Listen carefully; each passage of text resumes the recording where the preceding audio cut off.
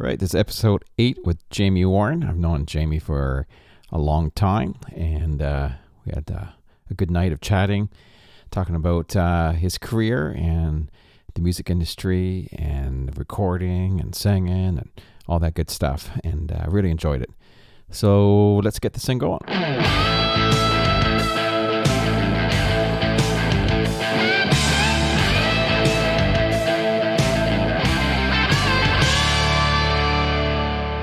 All right, we're here with Jamie Warren. It's thanks for coming out. No problem. It's awesome to have you here.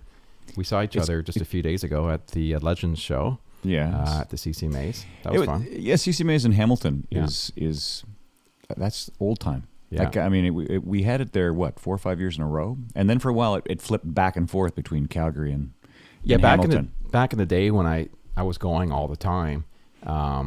It was a majority of the time it was in Hamilton. Mm-hmm. So it really felt like the good old days for me anyways. Well, so, that made me think of a funny story, is that, speaking of the old days, had hits in the 80s. Yeah. And when we went to CCMAs at that time, we all played in clubs. I was funny, I responded to a Randy Owen post today because he went to Winnipeg in 1986 to the CCMAs. I was there. Wow. And so what we did was the city of Winnipeg, every bar became a country bar for those 4 days. Oh, that's good, yeah. And so I had my PA, like all the bands drove there. And so I was the host band of one of those hotels, so I got paid a little extra cash. The drag was that it was my sound system, so I had to be there the whole time. Yeah. The whole time, and then we would do the last set. So the only time that we hung out with other musicians outside of those that I was playing with that week was a hospitality suite between 2 and 4 a.m. Oh, yeah. They had it every year at whatever city they were at. Yeah. And so that's where we all met, a few of the radio guys and a bunch of the musicians, because our gigs were over. And so we'd drink from 2 till 4 and go back to bed and sleep till noon. But that was in the old days. And then the other story that I didn't finish was that in between, so they had hits in the 80s, and then was told I wasn't really country anymore about 1989. I went, okay. And, whatever. So I played clubs for a while. But the CCMAs kept going. Yeah. And so Beth and I we'd watch... Her folks are from Hamilton, so we'd watch the first half of the award show on TV. Yeah. Then we'd drive down, park the car, and go to the Sheraton Hotel and have a drink and watch the remainder of the show on TV and wait for everybody to wander through from Hamilton Place going to the gala, get-together afterwards, and we just walked with them. That's cool. Got in for free. That was... Yeah, I know. I still remember... so many times just slipping into all these events you just go for nothing, and there was just a way you could do it, and there's and then they started with the little they got the codes and stuff, so you can't do that anymore. It was neat at the Legends show because you saw people I haven't seen for quite a long time, and it's neat because it brings back a lot of great memories, and obviously a lot of them are still very much relevant now, but I remember it was neat seeing Michelle Wright. Mm-hmm. I still remember, every time I see her, I remember this because it stayed with me a long time. We were playing with the Walters family, Craven, back in 80-something. Right. And we had a tour bus back then. And because we used to do the fair. Fancy pants. Yeah. There you go. But we did all these fairs and stuff, right? So we were gone for months at a time. So we were that was our home away from home.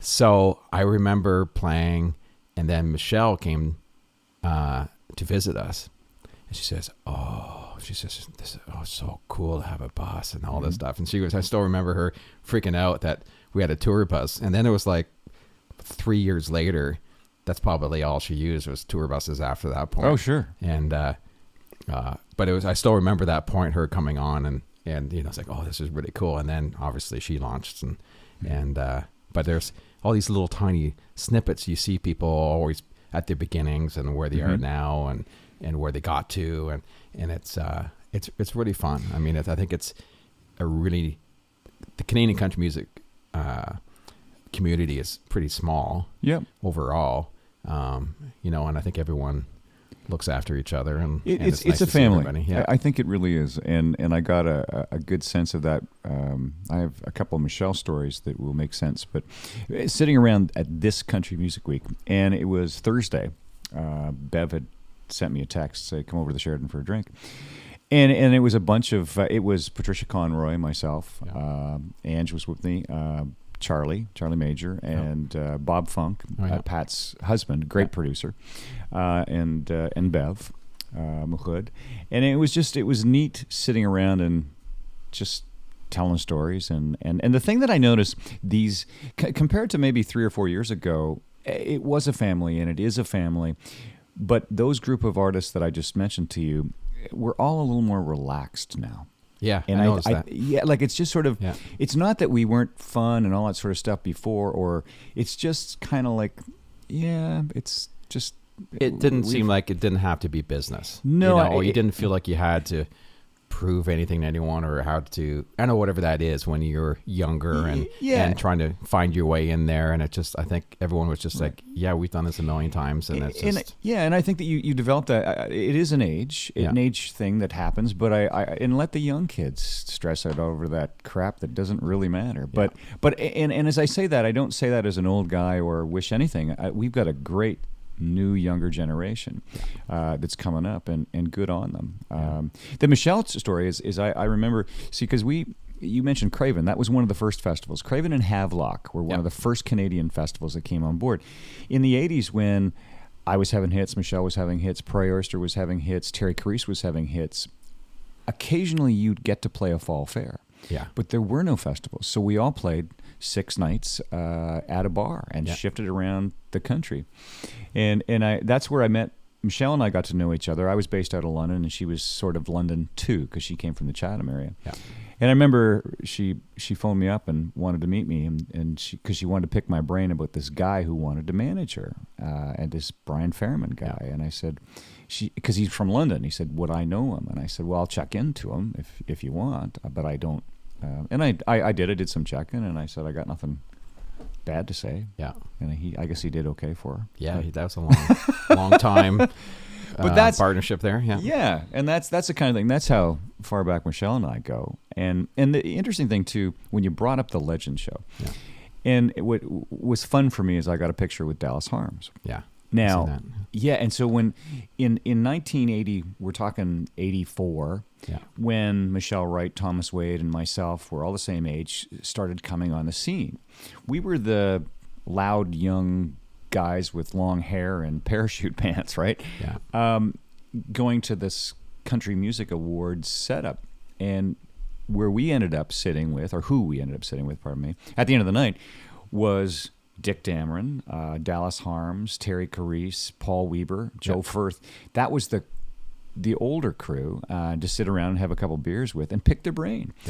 And I gotta say, they were very open to having a beer and chatting with us new young punks that we were the Brett Kissels of the mid 80s, right? And I that was really nice that they took the time to not say, get out of here, you whippersnapper kind of thing. And I learned from that, and I think too that I hope that that's the way I presented myself to this new generation of musicians and players, because I've never been offended by music changing. I've always been excited about something new. What I don't particularly care for is sameness. So if this pop goes the country is all the same, that gets boring. If traditional country, roots country gets the same, it's boring. I mix it up. That's what I always say. But I like the youngsters. It's neat to pay it forward, or I think you get to a certain point in your life, it feels good to give back, and hopefully someone wants to hear your opinion, or they're smart enough to listen, because I think there's a lot of people, especially at that Legend show, that could teach you a lot of things. And I think every single one of them would sit and talk with you if you went up and said, "Hey, can I chat with you for 5 minutes? I have some questions about whatever." And I think everyone would be super happy to do that. And that's what when you were talking about Canadian country music family, our industry. I really believe for the most part is always like that. Yeah.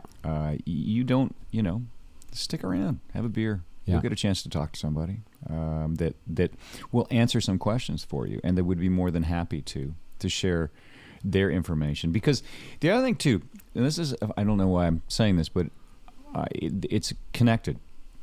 My dad once told me, because we had a conversation. I'm a teenager talking to my dad, and I brought up some guy I met that was a bit of an arse, and he was a rich guy, and guys with money. And my dad said, "Who was it?" He said, "Okay." He said, "Have you ever really met a rich guy?" And I go, "What are you talking about?" No, I mean like a really rich guy. Yeah. And he said, "I've met a couple," and he said, "Nicest people I ever met in my life." And the reason is they don't have anything to worry about. Yeah. Because they have all the money in the world. What you probably just met was somebody who wants to be rich. Yeah. Somebody who has a little bit of money who's worried about losing it. Yeah. That's where the assholes represent. And I take that into the talent quotient, right? Is when you meet somebody who's really talented, they don't have a problem sharing how they play their instrument or how they sing or how they've got ahead in the business, because ultimately you will never do it like they do it. Yeah.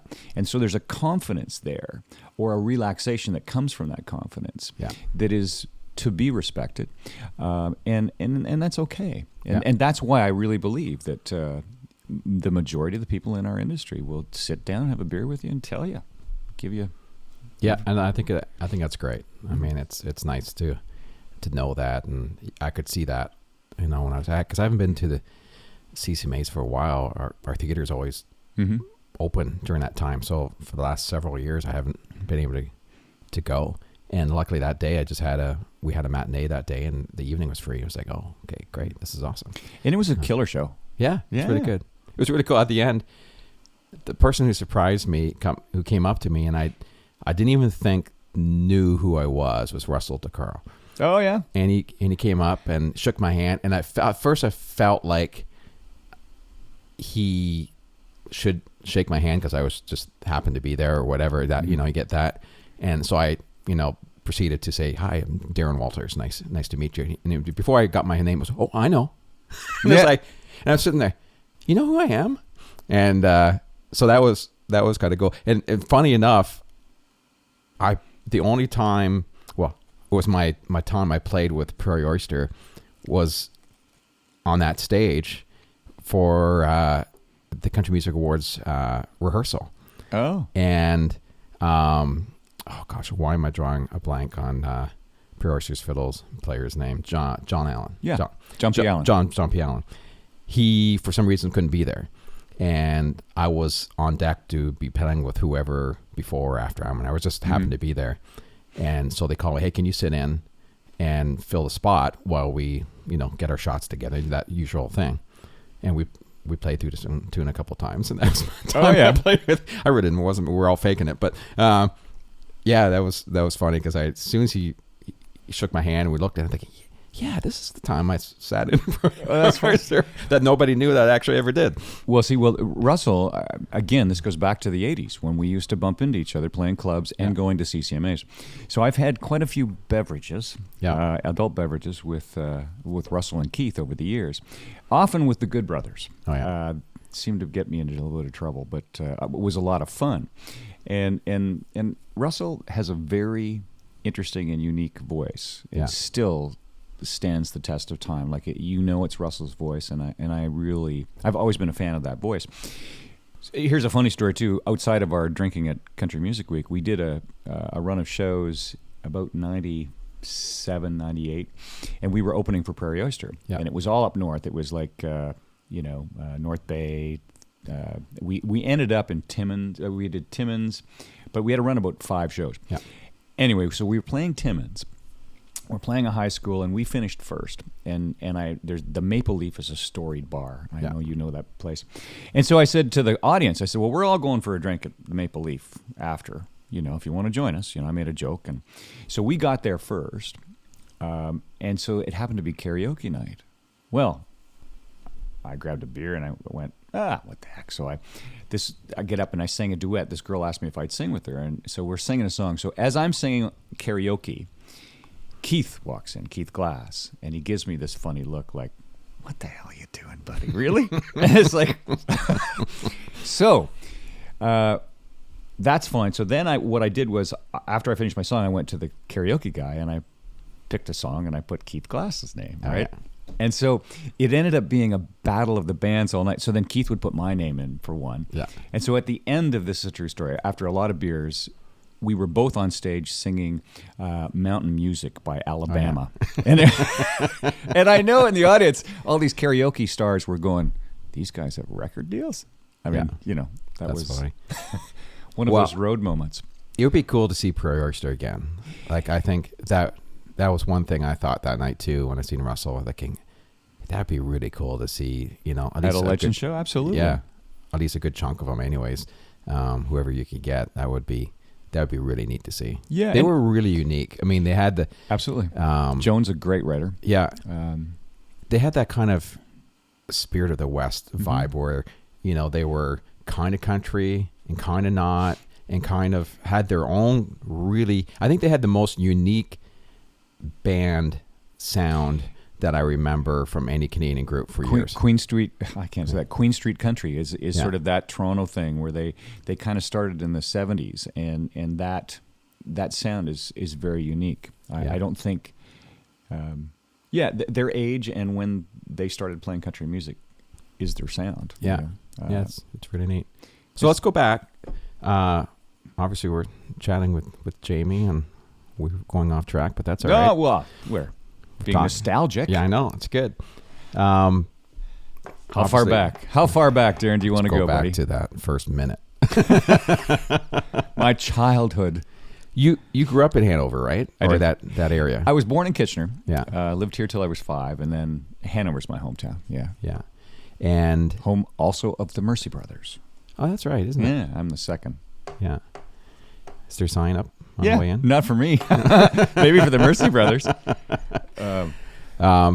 So what was the first thing did you start playing first, or did you start singing? What was what kind of combination? My mom played piano and sang. My dad played guitar and mandolin, sang.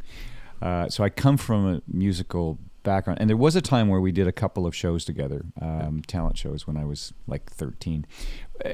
That set aside, my mom wanted me to learn instruments, so I started at 5, piano lessons at 5. Yeah. So the little lady used to rap my knuckles, man. Oh, it was just that's great. And at some point till 8, 5 years old till 8, and my mom pulled me into the living room and said, "Okay, look, your dad, I had a conversation, and you're wasting our money because you're not practicing, so you don't have to take piano anymore." And under my breath, I'm thinking, yes. Yeah. But, and that's what she said, but you will learn an instrument, so pick another one. And I went, okay, guitar. And so then I spent 8 years doing conservatory guitar, which if you see me play, you may not really wonder if I got my money's worth there too. But my mom wanted me to learn an instrument. Yeah. And the fascinating thing is all I wanted to do is play hockey. Oh, yeah. And so every year my hockey was threatened at least once during hockey season if I didn't practice more. Oh, yeah. And I go, well, you can't, and yeah, you're not playing hockey unless you practice more. It's like, and so it's tough when you're young to want to do that. Well, and they basically, I tell this story, and my mom thinks I'm lying, but it's a funny story, and it is a true story, is that I blame them for my career. And it wasn't until I was 14, Darren, when I started writing songs, is when it finally made sense. I would have been a really okay hockey player had I not listened to them. And it was a huge, and that got me through high school. Being able to write songs and sort of cathart, and it became, my guitar became sort of a second best friend, and became a part of who I was. And not to mention, I found that, girls don't mind it. No, so I like that. It was, it's a bonus. Yeah, it was kind of a cool thing. So do you think your mom had an instinct that you were going to play or do something, or she saw something there, or do you think it was just something that she wanted because she played that she wanted you to do? I honestly don't know. I mean, I think because I was the first kid, I got that push. I also know that my dad would have loved to have played music for a living. Yeah. Just it wasn't in the cards. And you can say that about a lot of guys from that age group because there weren't that many opportunities, right? Yeah. And was my dad good enough? I can't say that. He wasn't as a singer. He would have loved to have been a guitar player. Yeah.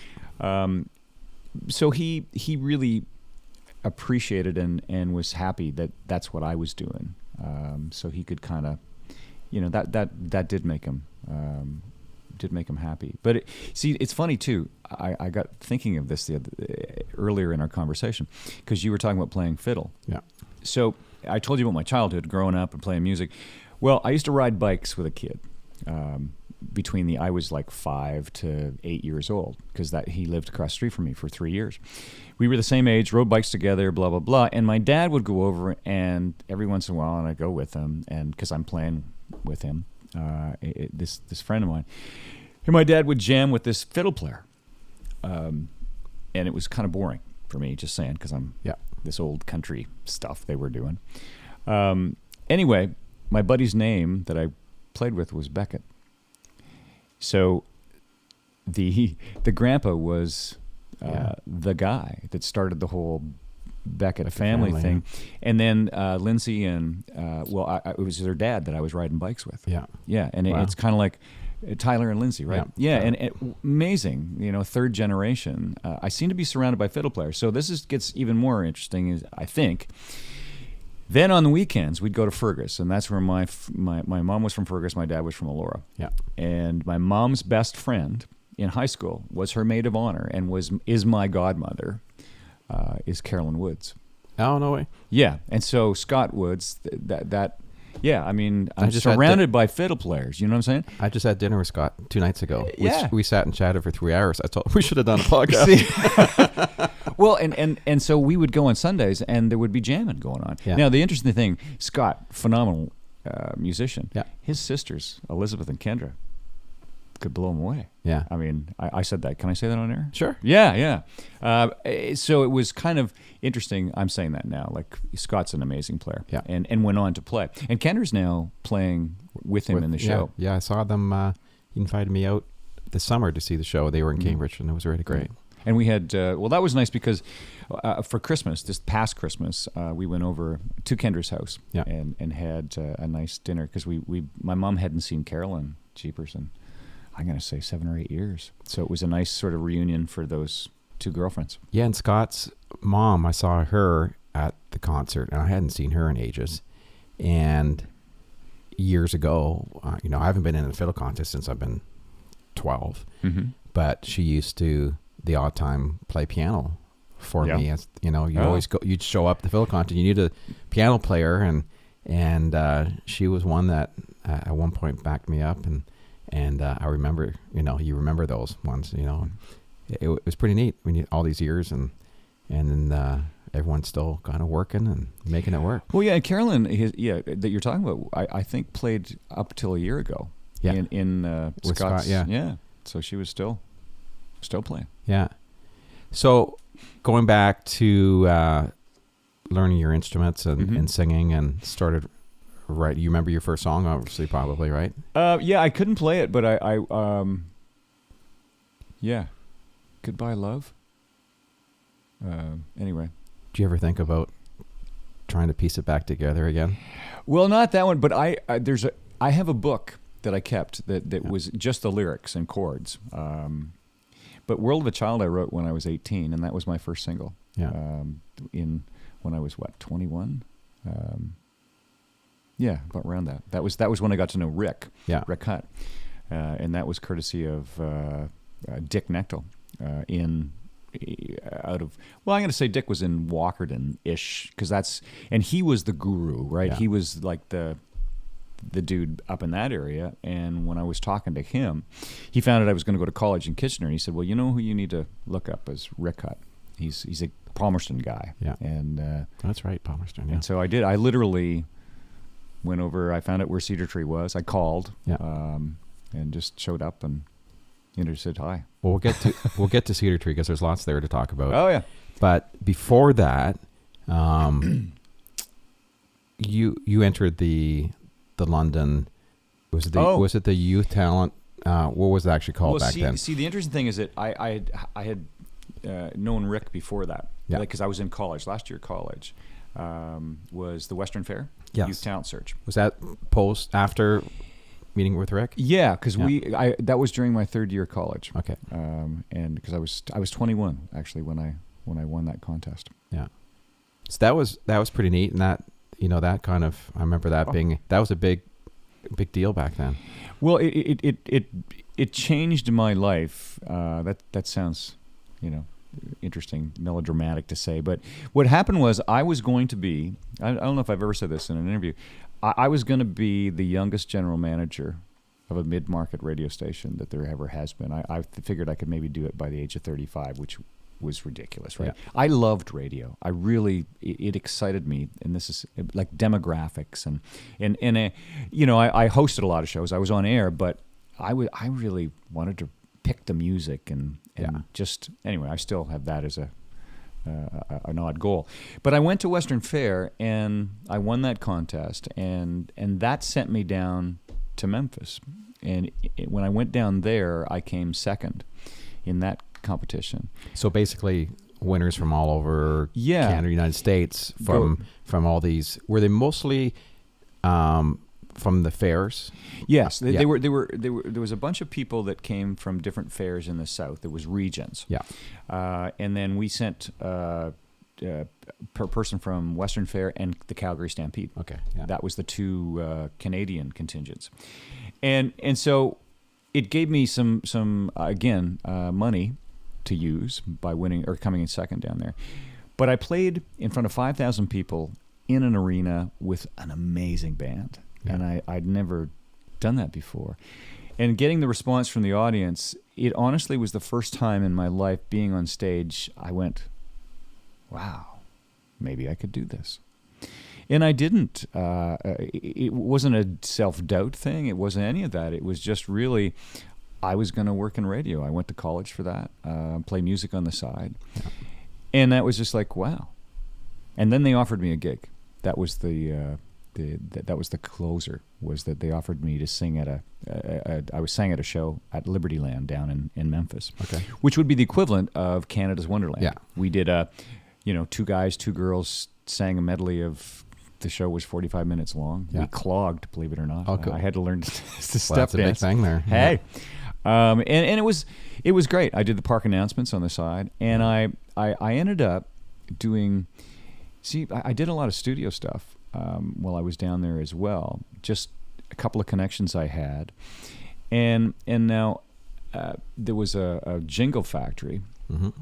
and here we'll go back to my parents again. I can actually read music, so courtesy of them pushing me doing that, they had 3 guys and 3 girls at this jingle factory, and I would come in after hours and do jingles for them, right? The top ups, the lap ups kind of thing, and so 2 guys were leaving, so I had that gig. I had a full-time job at a jingle factory after my thing in Memphis had ended at the theme park, right?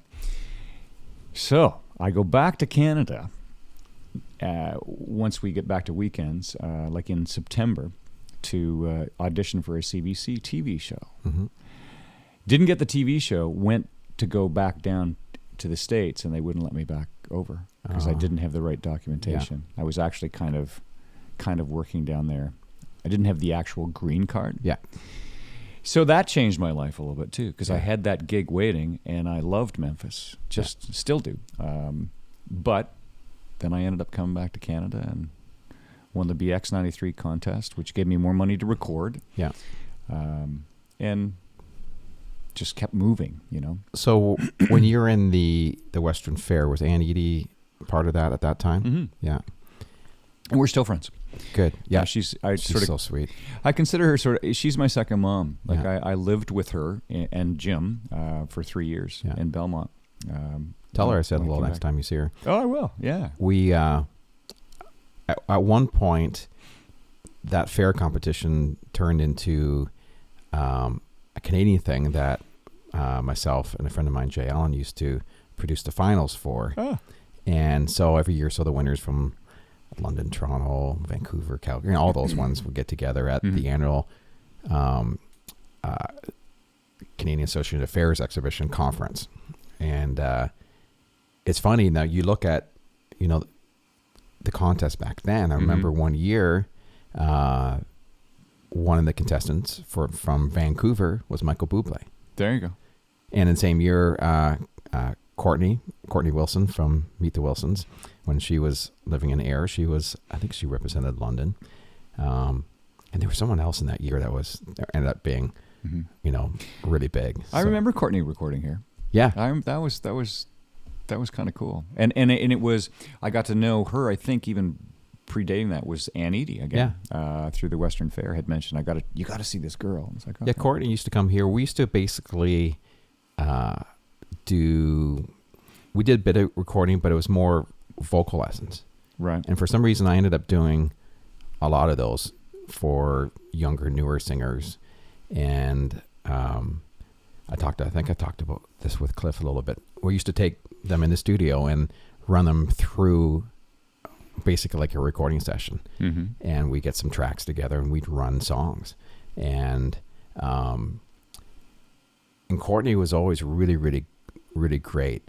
But there's always something that wasn't quite there yet. And I remember the day that it clicked. Mm-hmm. And there was just that one moment, right? And I talked with Cliff. It's when you're young, it's hard to find something to relate to when you're singing a song. And you can, you know what that's all about. Mm-hmm. If you're singing a ballad or you're singing anything, there's something when you're young, you can sing really well, but there's like, I just don't believe you yet, right? There's something that's just not there. And we worked. And there was one day it finally clicked with her, and it was just all of a sudden someone hit the light switch, and I was like, there it is. And it was really cool. I feel it was neat to be a part of that, because you could just, and from then on, she figured it out. It was like, from then I was like, okay, you don't need me. You figured it out. Well, yeah, and singing in the studio is different. Mm-hmm. You really do have to listen, and it is that simplistic, and you got to get used to. And not everybody can. You got to get used to headphones. You got to get used to the tone. You have to get used to mic proximity, and still be an artist, right? Yeah, it's also new. Oh my God, I can hear myself so well. I know, and so you have to get used to hearing yourself. You have to get used to listening.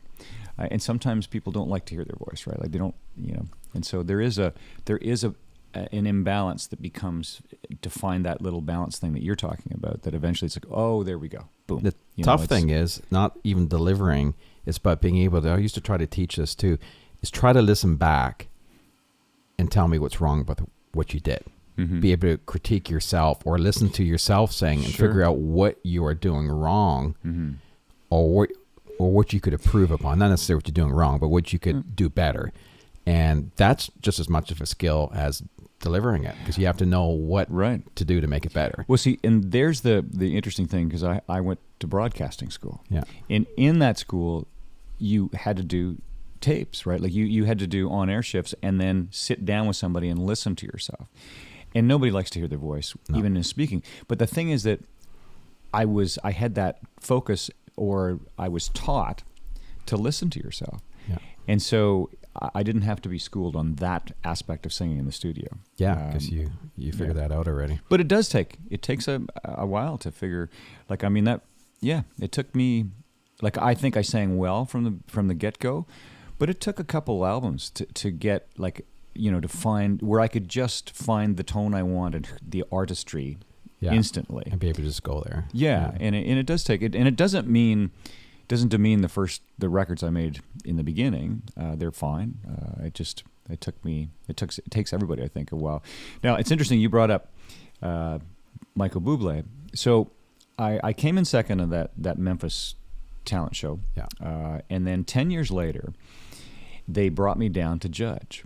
Oh, yeah. So I thought that was kind of cool, right? Yeah. So I went back to Memphis 10 years later to judge the talent show. Now, it is a talent show, because you have jugglers, you have it's not a singing competition. It is a talent show. And so this kid, I told you, they send people from London and from Calgary.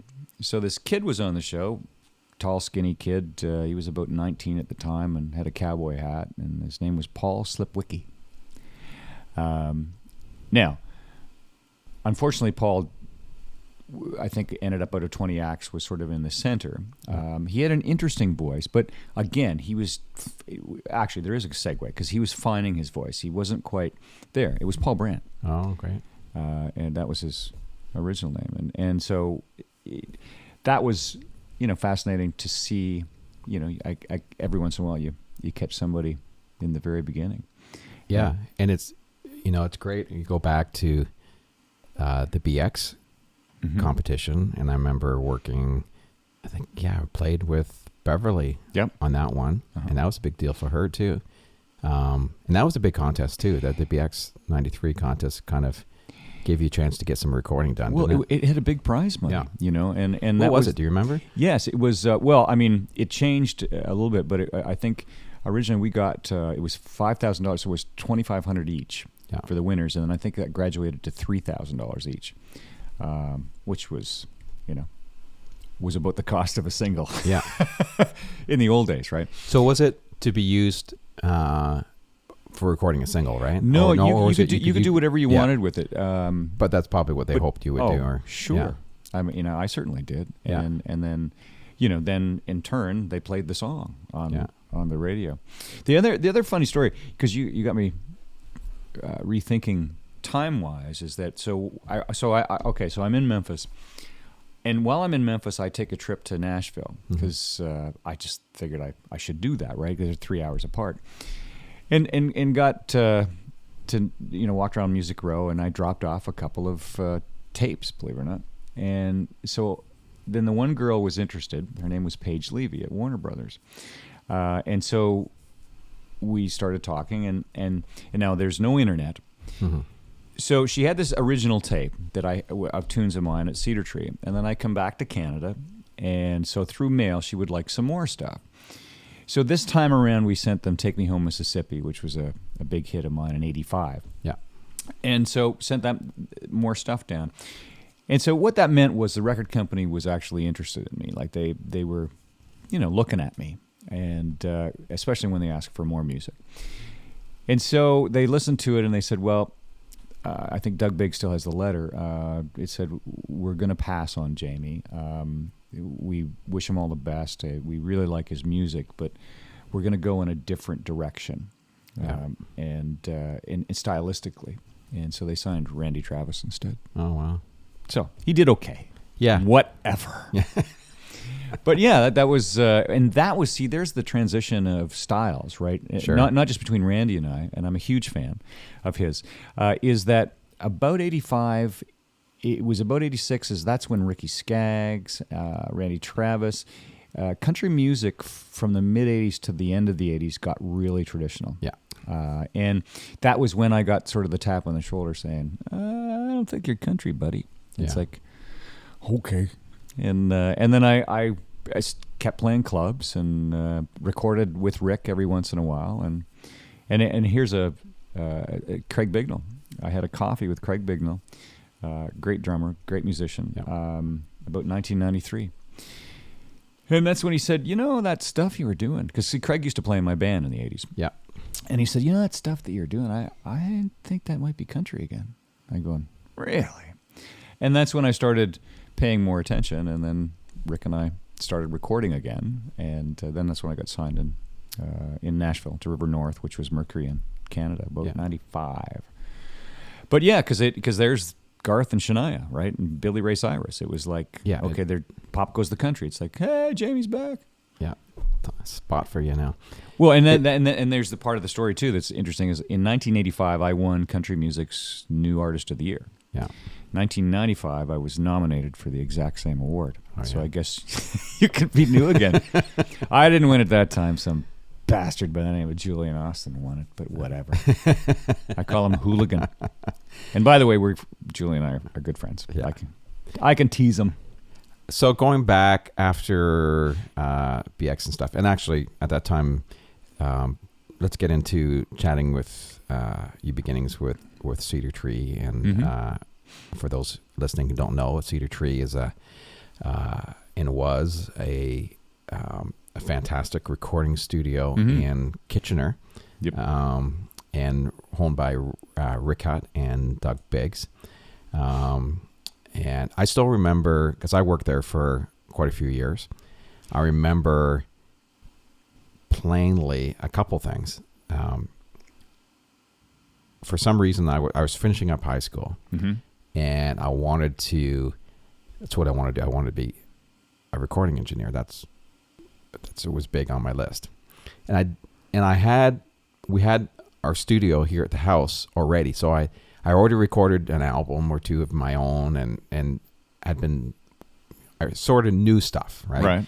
So I kind of figured going to school, I might, the first year I might be a little boring. I might be already into the second year or whatever the thought was there. So the thought was maybe I should try to get myself into a studio and try to learn that way. Well, I started calling Rick, and I don't know who told me to call Rick. I wish I could remember what advice I got there, but it came from somebody. And of course, before email and text messaging, all that. And one thing I plainly remember is, if you can remember, calling Rick is one of the busiest guys in the industry. And actually getting to talk to Rick on the phone was next to impossible. And I would call, and I was persistent. And almost all the time, he'd maybe, if by chance he'd pick up the phone, he'd be in the middle of something, and he'd say, "Yeah, give me a few minutes," and he'd put the phone down, and I sit there and listen. And almost all the time, I'm listening to Jamie Warren music. Oh. And he was working on your stuff. Okay. And I remember that plain as day, and I'm like 15, 16, wow. 15. I'm old. And so it would have been, whatever you were working on at the time. And I was like, I would sit there and listen. And I'd be like, wow, listen to that. And it's like, they're actually recording. It was it was really exciting, right? And I remember it was, most of the time when I was calling, it was your music. Oh, that's funny. And the other thing that I think happened at one point, and maybe this had the connection of why I started calling Rick, but the family had our live the Stampede Corral TV show on at the time. And I played that. You were on. Yeah. You were a guest. Yeah. And you guys were trying to finish up. Could have been "Take Me Home, Mississippi." I'm trying to remember what song it was. It hadn't even gone to air yet, or you were just trying to finish it up because you're going to be on the show. And I remember, for some reason, that whole scenario. And I think you just got the master done, got it recorded just in time to go on the TV show. And maybe that's the reason I ended up calling Rick at that point, and maybe you guys were working on it. Maybe that all makes sense, that from the TV show I learned about Rick, and because you were coming on, you guys were getting that song together. But the two things specifically I remember all the time is doing the TV show and you cramming to get the song done. That's funny. Do you think it would Take Me Home, Mississippi? Would that? No, I mean, if you give me a year, 86, 87 in there. Oh, you know what? Then it might have been, because Mississippi was 85. Okay, so it might have been. Could have been Too Good to Be True. No, it could have been 85 though too. Yeah, it could have been. Terrible with I'm terrible with years. See, it wouldn't surprise me at all. Yeah. That if it was Take Me Home, Mississippi, and that that's funny, because it made me. Because the 80s was an interesting time from a recording standpoint, because there was a lot of computer drums that had just surfaced, and Rick had his DX7 synth that we used, that harmonica sound on Take Me Home, Mississippi. It was a very unique sound then. But, and then it's interesting. I'm going to want to jump ahead to remind me about Ready to Run. Yeah. What I wanted to say is it was always cool seeing the amount of recording engineers and producers that are now producers, that went through the studio. Yeah, you being one, doing really well, and Lloyd Walker, Andy Horrocks. It just was the who's who of, you get a year of Jason Berry, right? It's just, it's cool. The story I wanted to tell was like Rick. Well, I'll tell two stories. One was getting to know him when I was in college. Is he was always working. Like, it's crazy, and he would go without sleep for days. Oh, I know.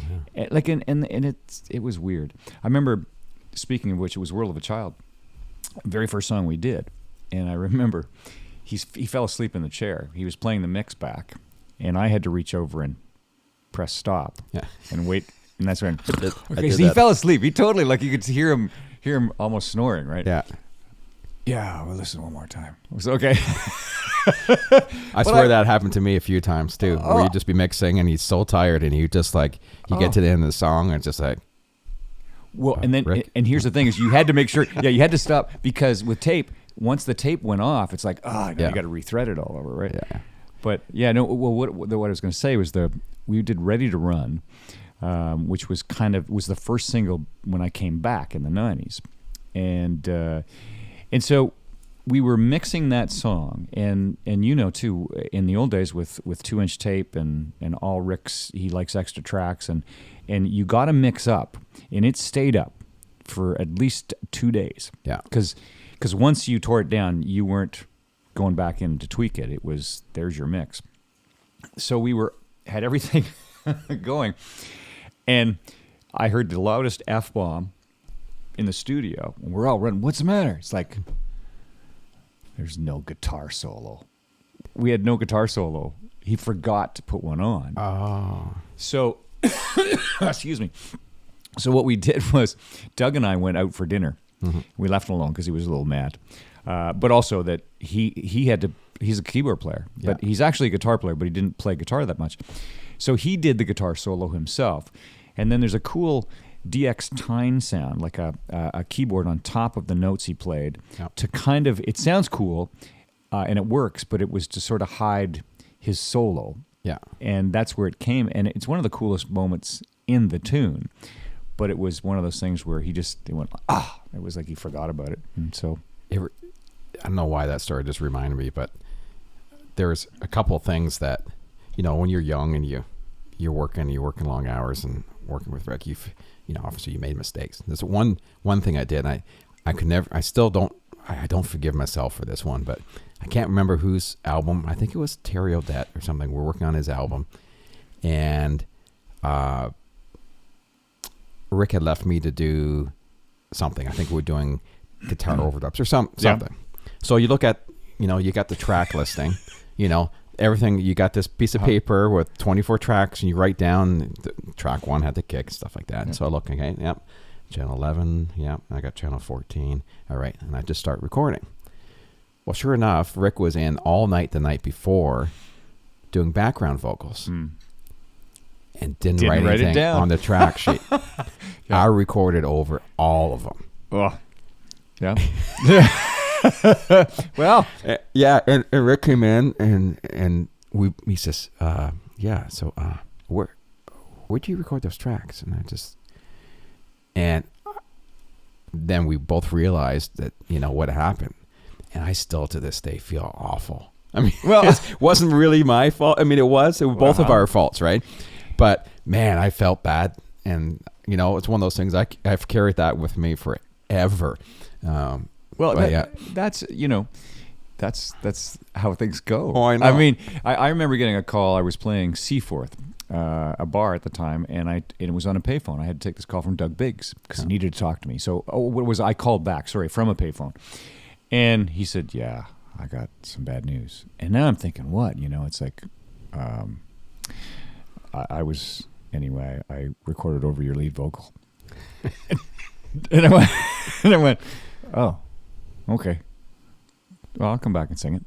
Yeah. Yeah. So he did the same thing. It was just like, it got done a lot actually by mistake, or in a hurry, you'd maybe throw a harmony part on this one little track. And so you'd start the tape and you listen, or sometimes you look at it for a minute or two. Is that, yep, there's nothing on here. Sure. But there was something later on. Oh yeah. Well, and that was and then with the old 2-inch tape, it was a little trickier. Yeah. Too. I mean, in terms of, because we used to do mixes. I mean, this is probably going to be boring to tell this story, but you went with the lead vocal and comps, which are so easy these days with digital domain. So I do 6 lead vocals, right? So you'd have, let's say, track 1 through 6 was my lead vocal. Yeah. And we'd have a lyric sheet. And so Rick would have track 1 and 2, the fader 1 and 2. Yeah. I would have 3 and 4. Doug would have 5 and 6. Yeah. And so we knew, so you could go, if I could take one step back, like you'd be pulling up different levers, right? And so together, you'd then take those 6 tracks and move to number 7 and create the lead vocal out of that comp. And it was like a little dance thing. Yeah. I still like to comp like that.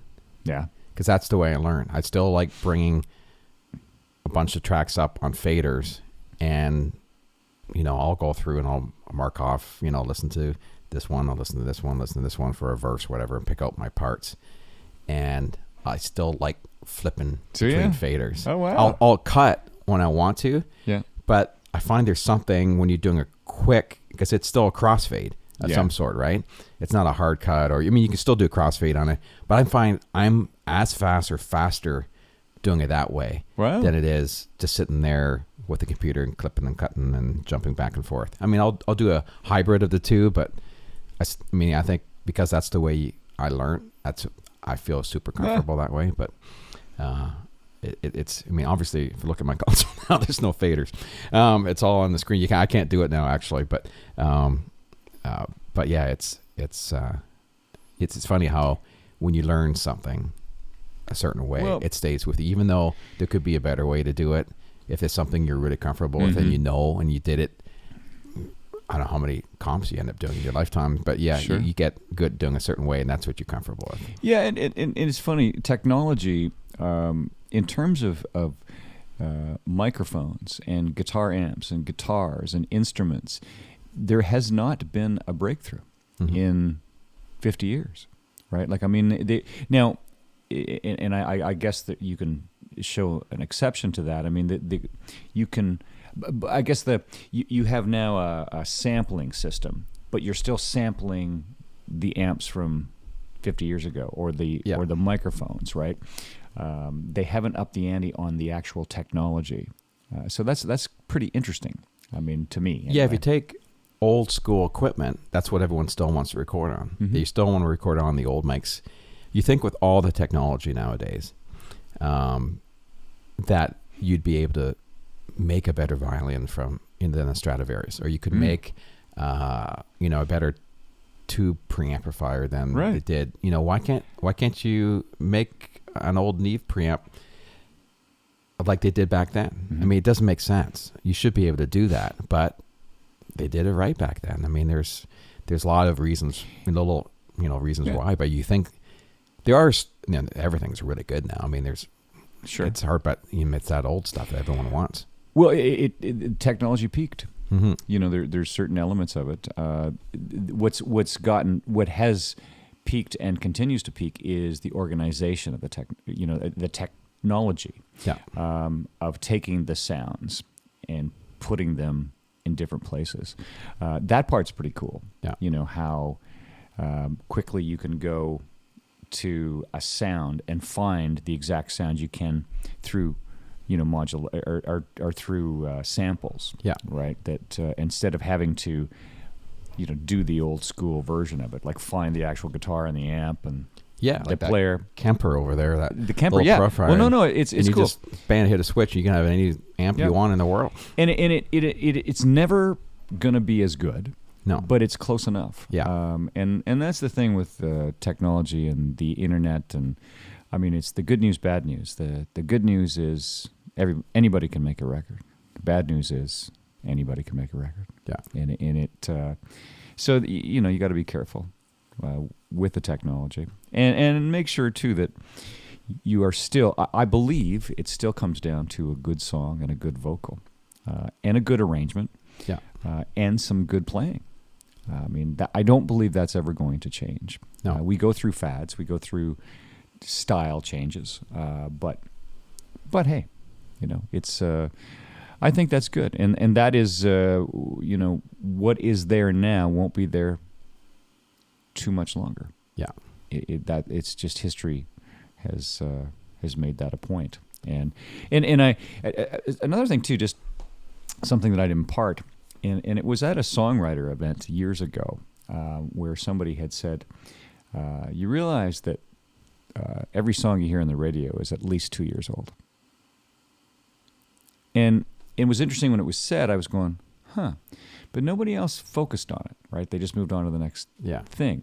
That's interesting. And it is interesting because what it is, and where that comes from is that you write the song, then you got to pitch the song to the artist, right? Sometimes the artists write their own songs, I get that, but then it has to be arranged, and then you do a demo, and then it gets recorded. Now, your album, if you're on a label, you can't just release a single instantly, which is starting to change, but you got to wait behind 3 other artists. So that whole process takes 2 years. So what you're hearing on the radio now, and you want to imitate or emulate, you have to realize that somebody else somewhere else has written the new version of that. And by the time you write and record yours and get it out there to match what's on there, you're going to be behind. And so ultimately, I think it's always good to research your competition, meaning just listen to the radio, see what's going on, but also be authentic and make sure that you're not just copying something that. Yeah, because by the time if you're trying to copy what's happening now, okay, I'm going to write this song or try to copy this style, as you're correct. By the time it gets out there, that style's probably gone. Sure. It's fascinating. You never really think about it that way. And that's where I think sometimes, how long has this version of music been going? And what I mean is that, okay, in country music, has it been? We were talking about earlier in the '80s, where about 85. Like I thought 1980 to 85, the music in country music was spectacular. Mm-hmm. It was in a lot of bands that, Restless Heart, Southern Pacific, Lyle Lovett was country, Katie Lang was country. Yeah. I mean, it was cool music. And then it shifted to more traditional. I love Ricky Skaggs and Randy Travis, but it switched, right? And then it came back after another 5 or 6 years to what evolved into Billy Ray and Shania. So there's always an ebb and flow. And so it seems to be, now that apparently there's a 19-year cycle for specific styles of music. But what I seem to find, and I didn't write a book or anything, but it seems to be 5 or 6 years. There seems to be, now it doesn't mean that it flops on its side or on its back, but it does seem to adjust. And so that's what I'm saying is that if you're getting into a cycle of music, that you're in year 3 or 4, you might want to just be aware of what I'm saying. Is that, by the time your record comes out, and this is another thing for any artist, I don't know why people would do 10 songs the same. If you get to do 10 songs, I don't have a problem with doing 6 the same. Maybe 7, but let's go with 6. And what I mean by that is singles for the radio, that's great. But don't be afraid to go left or right of that. Like, give me something.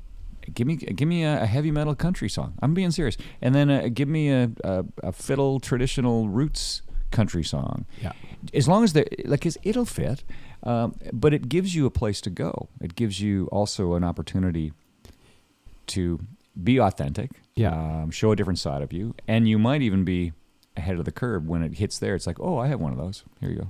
Do you think now that the younger generation are listening to albums like all the way through? Like when you can go back to let's go back to the 80s when you got that Southern Pacific album or the Restless Heart album. You listened to that whole album. And you didn't care what the next single was. You didn't know. You listened to that whole thing. I think that has changed a bit because I think there's a lot of people who just download the single or they're listening to, Spotify or satellite radio, whatever, and they're picking their genre they like and listening to, but I don't think they listen to a full album like they used to. I think they still do. There's certain people who do, but I don't think they listen to a full album like they used to. Well, what I'd say to that is you're correct. I think that we are single driven. We are download one track driven as opposed to downloading an entire record. Now that doesn't mean that there are some people who download a whole album, but with Spotify and with this is interesting for me, resurfacing with a new record. It's been 5 years for me. Yeah. iTunes did exist 5 years ago. CD Baby existed 5 years ago, but the streaming system didn't. Mm-hmm. And that's fascinating to me. So, and satellite radio did exist, but not in the way it does right now. Yeah. Apple Music, it's so what people are doing, I think, are hearing album cuts accidentally. Mm-hmm. So what they're doing is they're finding eclectic, interesting music on Spotify and on these streaming services and downloading that. And so what as an example, our album isn't out yet, and I'm going to release 4 singles to radio. We're on the second one right now. But I'm going to shoot videos for other songs on my record in the way I did for the Father's Day one I did, the song I wrote about my dad. We had 70,000 views on Facebook. So, see, and there's no way that song would work at radio. Mm-hmm. It's too rootsy, laid-back, story kind of thing. But people want, obviously somebody liked it. Yeah. So that's what I'm saying is that not radio thing is also working right now. There's kind of a B market for interesting, eclectic, cool music. Yeah. And so to me, those would be called the album cuts, mm-hmm. right? And so somebody's finding those things, but you are correct in your original statement that people are single driven. Yeah, you don't get that chance to really sit through. I remember finishing albums and used to sit for so long thinking about what order am I going to put the songs in on this album. Oh yeah, and we're doing that now. It was a big deal. Yeah, no. What do we put first? What do we put second? And it's like, does it matter? And it's funny because I've always put a lot of thought into that and always wanted it to flow a certain way. Mm. And then, a year or two later, you put the album and you don't think about that at all. I mean, or you'll skip a song that you don't like. And I think there's always part of me that's like, yeah, I think this is really important. And then there's another part that says, does it really matter? I mean, because sometimes you're so deep into the songs at that point, mm-hmm. and I don't know if that translates to a regular listener or not, but I still want to believe it does. I would like to believe it does. Yeah. I think that what is in their playlist, right? Mm-hmm. Is it a up-tempo cool tune followed by a rootsy Celtic tune followed by and I think that is the case. Yeah. And sometimes I'm wrong. Maybe they're just all current up-tempo something. And for me, too, that space in between songs was a big deal. Some people wanted 5, 6, 7 seconds in between mm-hmm. songs. I hated that. I want that next song to come pretty quick because I didn't want anyone to sit there and go, okay, let's go, give them a chance to. But I remember back even in Cedar Tree when certain clients would want a lot of space, and it drove me crazy. But that's just the way they liked it. And that's what we're doing right now. I sat through. I gave Patrick Duffy, who's doing the artwork. I gave him. He knew the title of the record. It's called. There's a story to that. It's called All the Above. So I looked at all the tunes, and I have 4 bonus cuts. There's 15 songs on this record, 11 new ones, and then 4 bonus tracks. And so that's the order. The 4 bonus tracks will follow the 11 songs. Yeah. But those 11 songs, I looked at tempo. And I put them in an order that seemed to make sense. Now, Rick we're just finishing up different mixes and stuff like that, and so he's compilated the actual order. Yeah. So he's now going to do. He'll send it to me, but he's going to listen to it in the way you would. I think that will probably be okay in the order that I picked. Mm-hmm. But does it flow? Yeah. Right? And what are the spaces between all the songs? Is it, as you're saying, is it? It won't be 5 or 6 seconds, but is it a second and a half? And I think that's what we do. I mean, the thing I learned back in the day when you were in the studio and you would fade, a song would fade out mm-hmm. and it would come and then it's done. And then you wait whatever time you want and then to get the next song. So you have it all timed out. And then you realize lots of times when it's getting played, you might be in an environment that's noisy, or there's other stuff going on, or you're in your car, or there's Right. road noise. So that point where the song is fading out, it may be at the point where you don't hear it anymore. But if you're in a quiet studio, there's still another 2-3 seconds of fade out left. Yeah. So all of a sudden, I remember this happening where I got in my car, I was driving, all of a sudden it's like, I don't remember leaving that much space in between these songs. Yeah. But it was just that you couldn't really hear the music anymore because all the ambient noise around you was drowning Sure. it out. But there was still another 2-3 seconds there of fade out. And it's like, okay, that makes sense now. I got to think about that when Yeah. you fade out. There's these tiny little things that people have no idea that you spend a lot of time at. And probably no one had any idea in where that song fades and where that last little note just disappears is really important. Well, see now, and here's the title of albums. I've taken, that's the last decision I make in the record process. Yeah. Because I like to sort of look at the titles, think about the titles, and this one is called All of the Above, and it's a song called All of the Above Kind of Love. And it's the fourth cut. And the reason it's the fourth cut is I'm using letters. So it's D, all of the above. And it's the answer I give to most life questions in my industry arts class, in my songwriting class. The one answer you can always count on is D, all of the above. Yeah. Because there's exceptions to every rule. If I'm teaching you, I'm going to have to, and I apologize for this, I'm going to have to, to get to a point, I need to not be specific. I lost my word there, Darren. I have to generalize in order to teach you. Yeah. And the stipulation with that is, be advised, there's always exceptions to these rules I'm going to give you.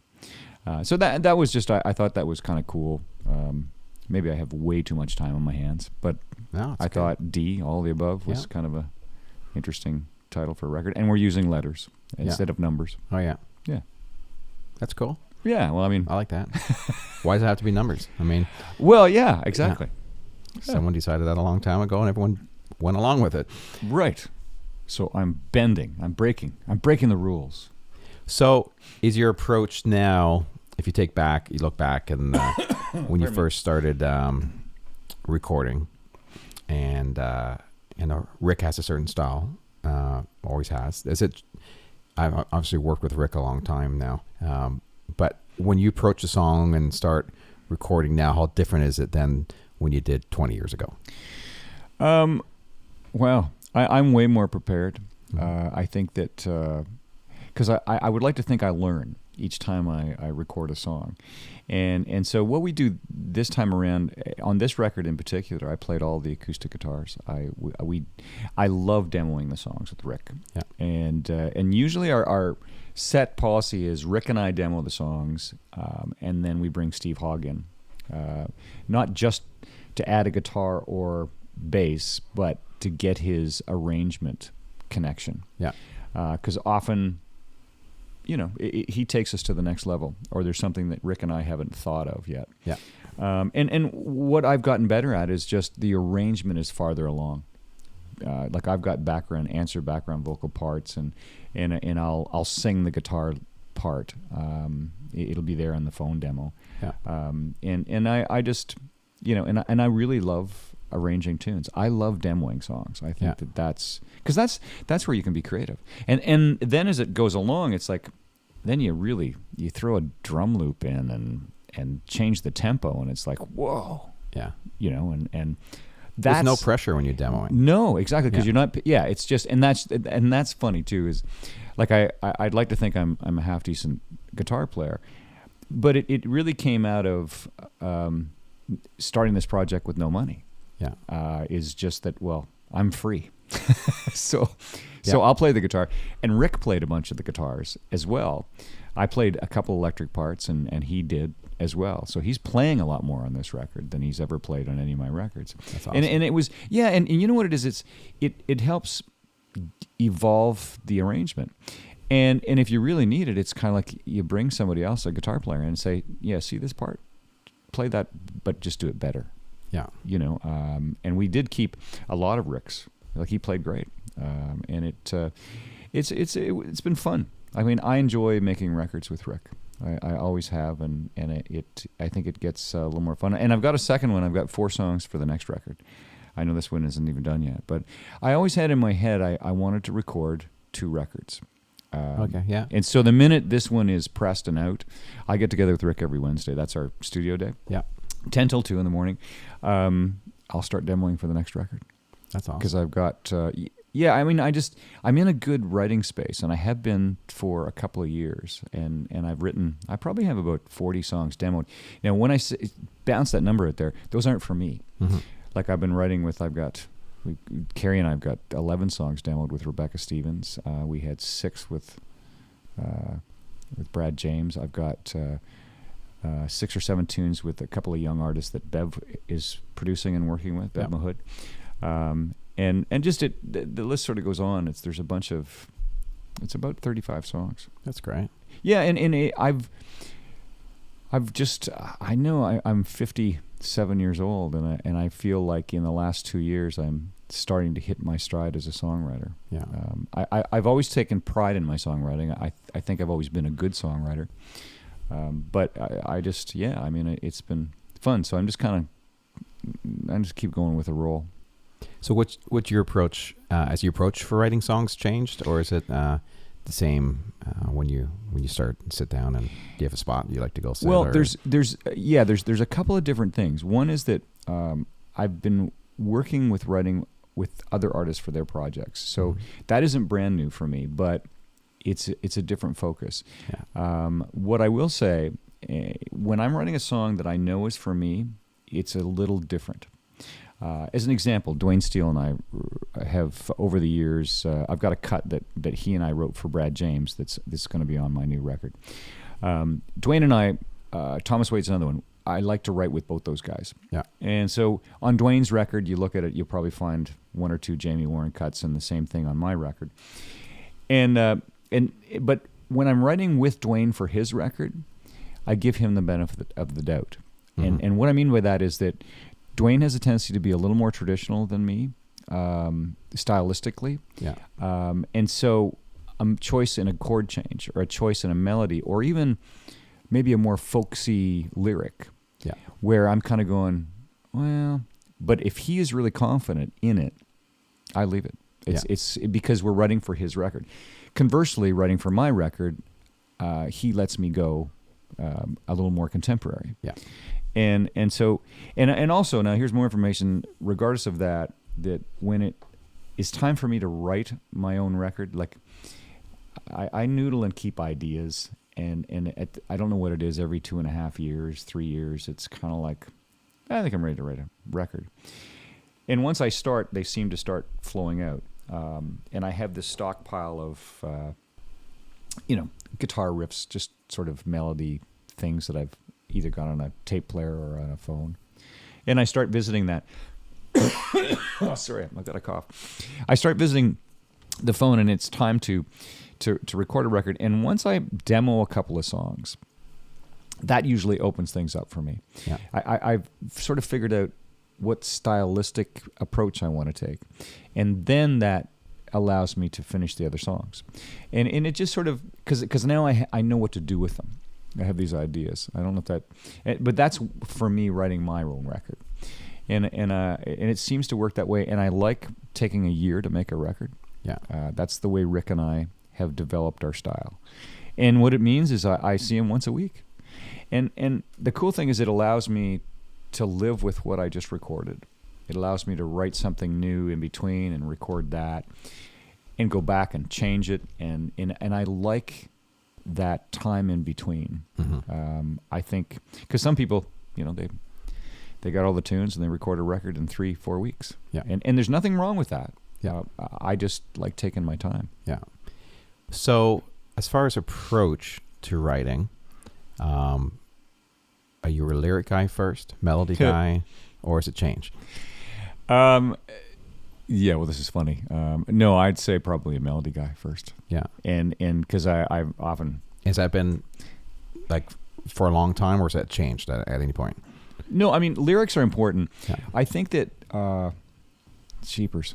See, I often have this. Carrie Demare, she and I write a lot together, mm-hmm. And it's like I always, lyrics, you know. I mean, I like, as we're writing, sometimes I want to know the structure of the tune. Yeah. I like, there'll be some melody and we'll have a hook line, right? But does it need a bridge? I want to know that first before I finish the second verse. Yeah. That's just sort of the way I roll. I like to know what 3.5 minutes we're dealing with. Because to me, if okay, so you got a great chorus and you got a hook line and you got a first verse. So to me, okay, the second verse is going to be a half of the first verse. You know, we'll figure out those lyrics. Does it need a bridge? Does the bridge take it in a way, give it a cool lift or whatever? Because if you got a great chorus and a cool bridge or a place to go before you hear the chorus a third time, then the second verse doesn't mean that much. Mm-hmm. It's still important. Yeah. But it takes some of the pressure off. And see, this is the thing, is that with today's country music, because it is so melody and phrasing driven, and the lyrics aren't as important. Yeah. You still have to tell a story. Yeah. And it's the English language that you need to tell the story. But it isn't, you know, and Not all as deep as it used to be, or maybe that's not the right way to put it, but well, you know, The Way Love Goes, mm-hmm. a big hit for me. I wrote the music with Jason Berry, and I wrote the lyrics with Mark Deneen. I knew we had the hook, The Way Love Goes, but we had the chord progression and the melody and the phrasing, and no lyrics. Yeah. First.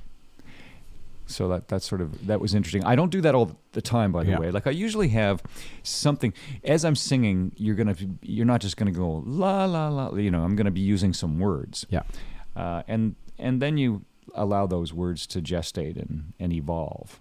That's the way I roll. But if I had to pick, it would probably be melody and phrasing first. Yeah. And then the lyrics applied afterwards. Yeah, it's funny how everyone's approach is different. You take some classic rock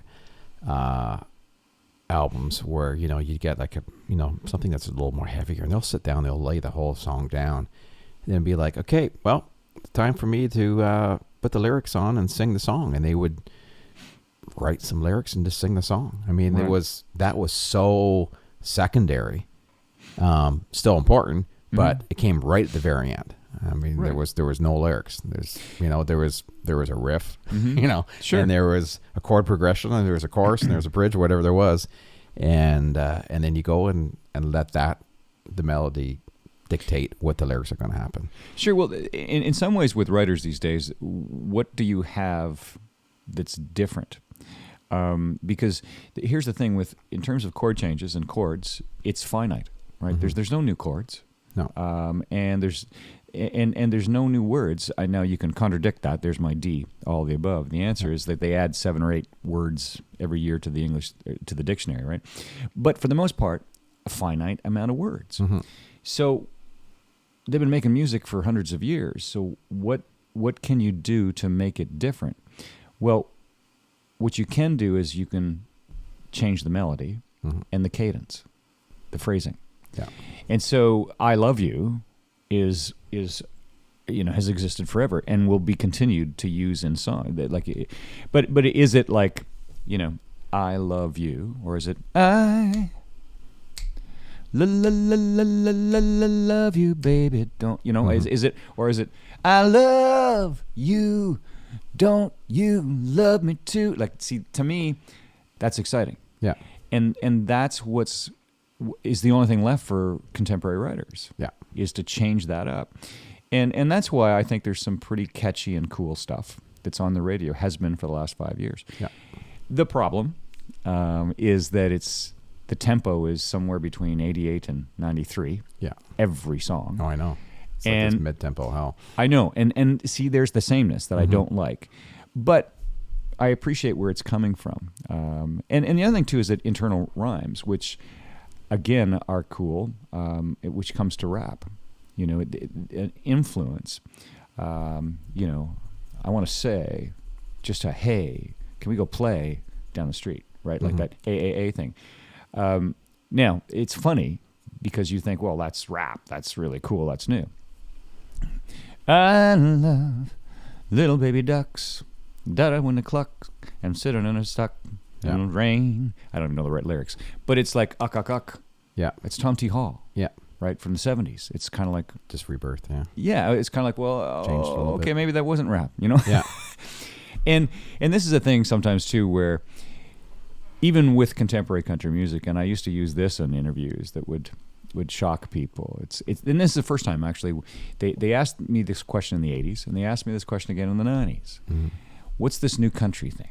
What's this new country thing? Where does it come from? You know, blah, blah, blah, blah. And I say, well, it's all Merle Haggard's fault. Yeah. And they'd look at me like I'm crazy.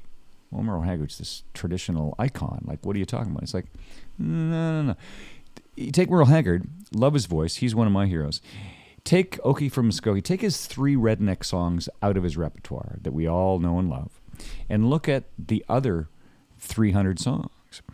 And what he did was, he has a very traditional country voice, but he added some interesting chord changes. He added a 4 minor. He added a 3 minor. He took some changes that weren't just 3 chords. Yeah. And on top of it, he did the phrasing thing that I was talking about earlier, the cadence thing, is that everybody else was 4 on the floor. Like, in his case, rolling with the flow, rolling where the lonely go. Now, that's how any other country singer would have done that song. Yeah. And he does, rolling with the flow, wait, rolling where the lonely go. Like, yeah. Who does that? Well, that's contemporary country music, because he made it very conversational, and that's the little cadence thing that to me is very pop goes the country, Yeah. and he was great at it, and he made it very conversational, and that's how people talk. They don't just go, I don't talk to you like this, Darren. I do not do that. And well, why would you sing like that? Yeah. You know. Anyway, there's my little It's soapbox. interesting. I recorded a couple hours of kind of 80s, 90s country, maybe a bit older here and there to play with people coming in the theater for the country shows. And there's this Merle Haggard song that comes in that has a trombone solo. I'm trying to remember the name of the song now. It's my favorite thing that happens. That I'm thinking, who puts a trombone in a country song? Mm-hmm. Well, Merle does. Merle does. And it sounds fantastic. It's I can't wait. I always stop and listen, and I know the solo off by heart, but it's so weird, but it fits perfectly. Mm-hmm. And it's who else? I can't think of anyone else who's ever put a trombone solo in a country song. Mm-hmm. But it works perfect. He did it. He's a cool artist. I mean, that was one of the first records that I had that I listened to as a kid. Sing Me Back Home was his record. I got it from my uncle. I was 13 years old, and he was having a garage sale, and I got an album, like a record player. And he said, I said, Uncle Darrell, can I have that? Like, and he said, yeah, sure. And he said, have you got any records to go with that? And I went, no. He went, okay, take this one and this one, because he was selling those at this garage sale too. Yeah.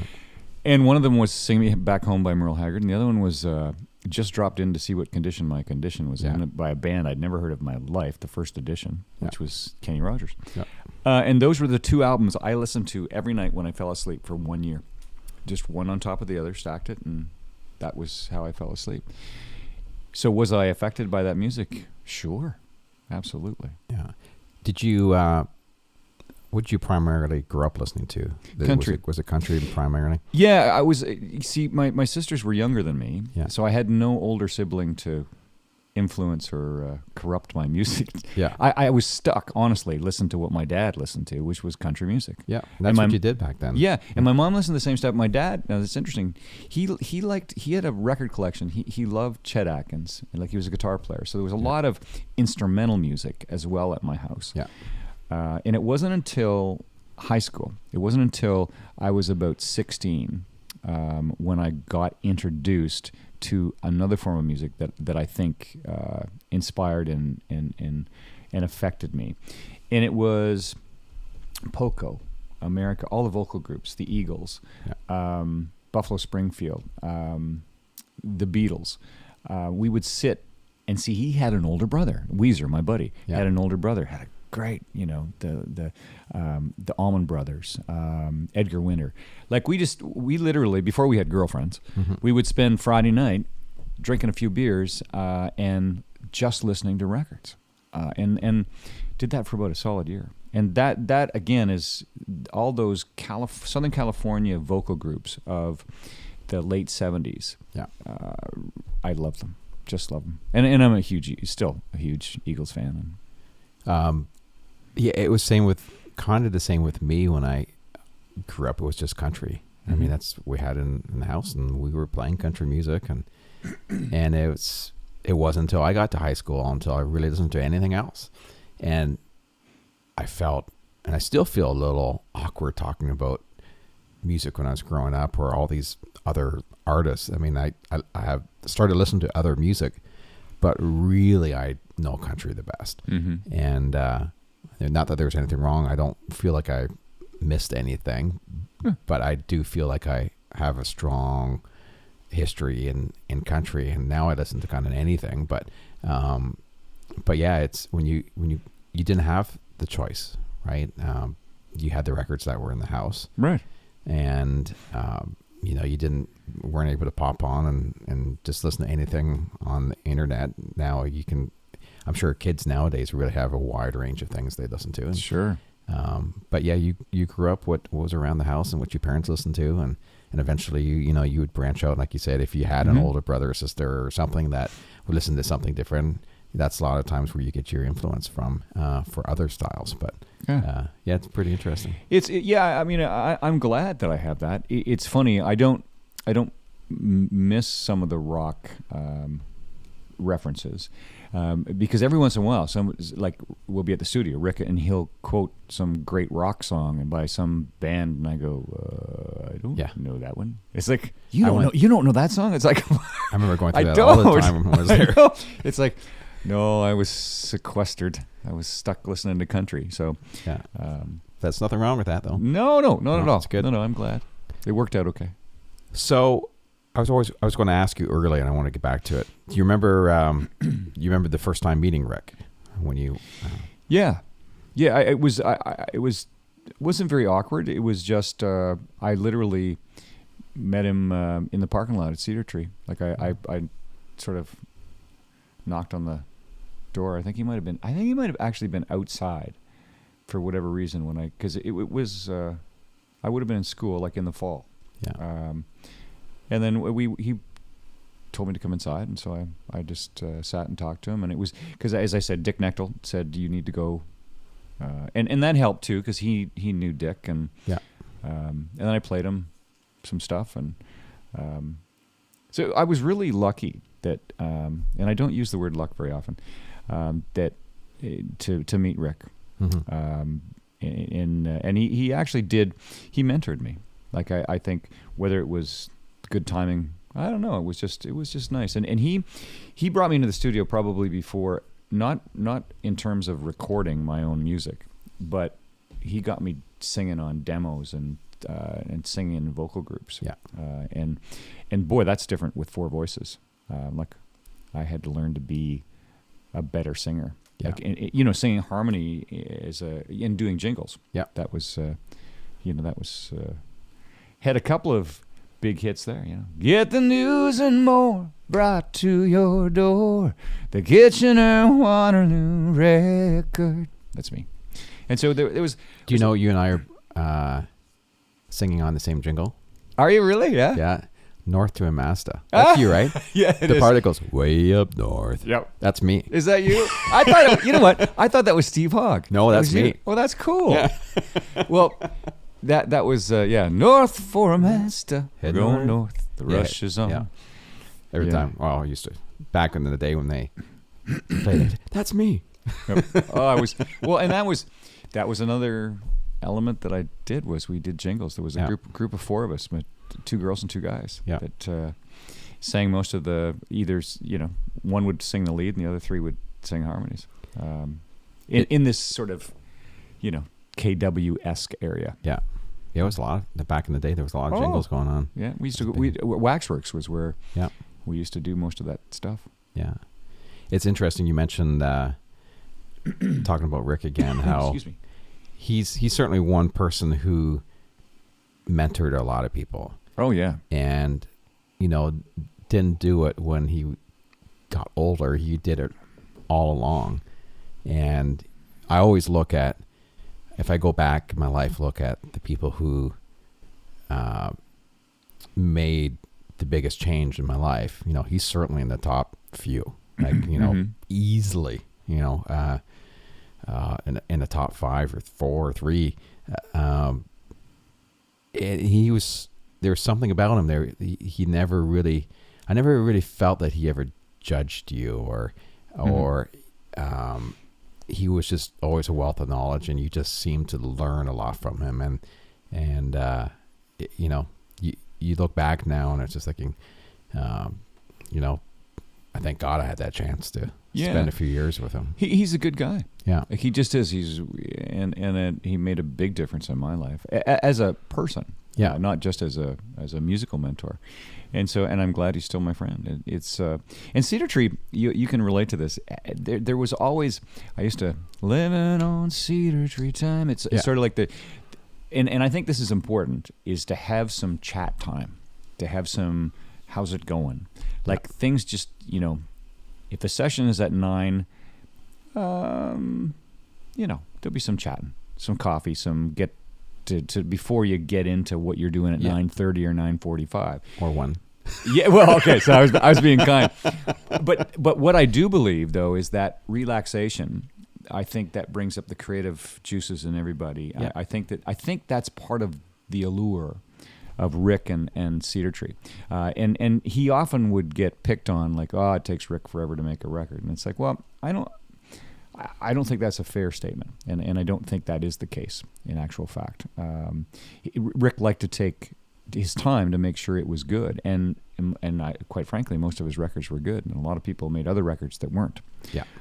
So I think that's important, and also, as you addressed too, making sure, a lot of times artists think they're ready, but they're not exactly. Mm-hmm. They may not have all the right songs. They may not, you know what I mean? And they need to become a little better vocalist before they push this out to radio. That takes time. Yeah. And Rick was good at knowing that. Yeah, I learned that from Rick, and I didn't, thinking of it now, you don't always know what you learn from somebody until you think about it, right? But definitely in the days when I was recording more than I am now, but I would definitely, you work with a lot of artists, and they'd be like, right away, it's like, let's just work on this for a bit longer. And I'd spend a lot of time and trying to get that vocal right. And it's like, I think we need to spend a couple more months. You just coming in here and working a bit more on that vocal, see if we can get it a little better. And it made a big difference. It could have been fine, but fine is not always great. You need to. Fine isn't good enough. No. And you learn to know whether you can get something more from somebody. Mm-hmm. And I was talking to another person about this, another podcast. I've always, and I think I might have learned this from Rick.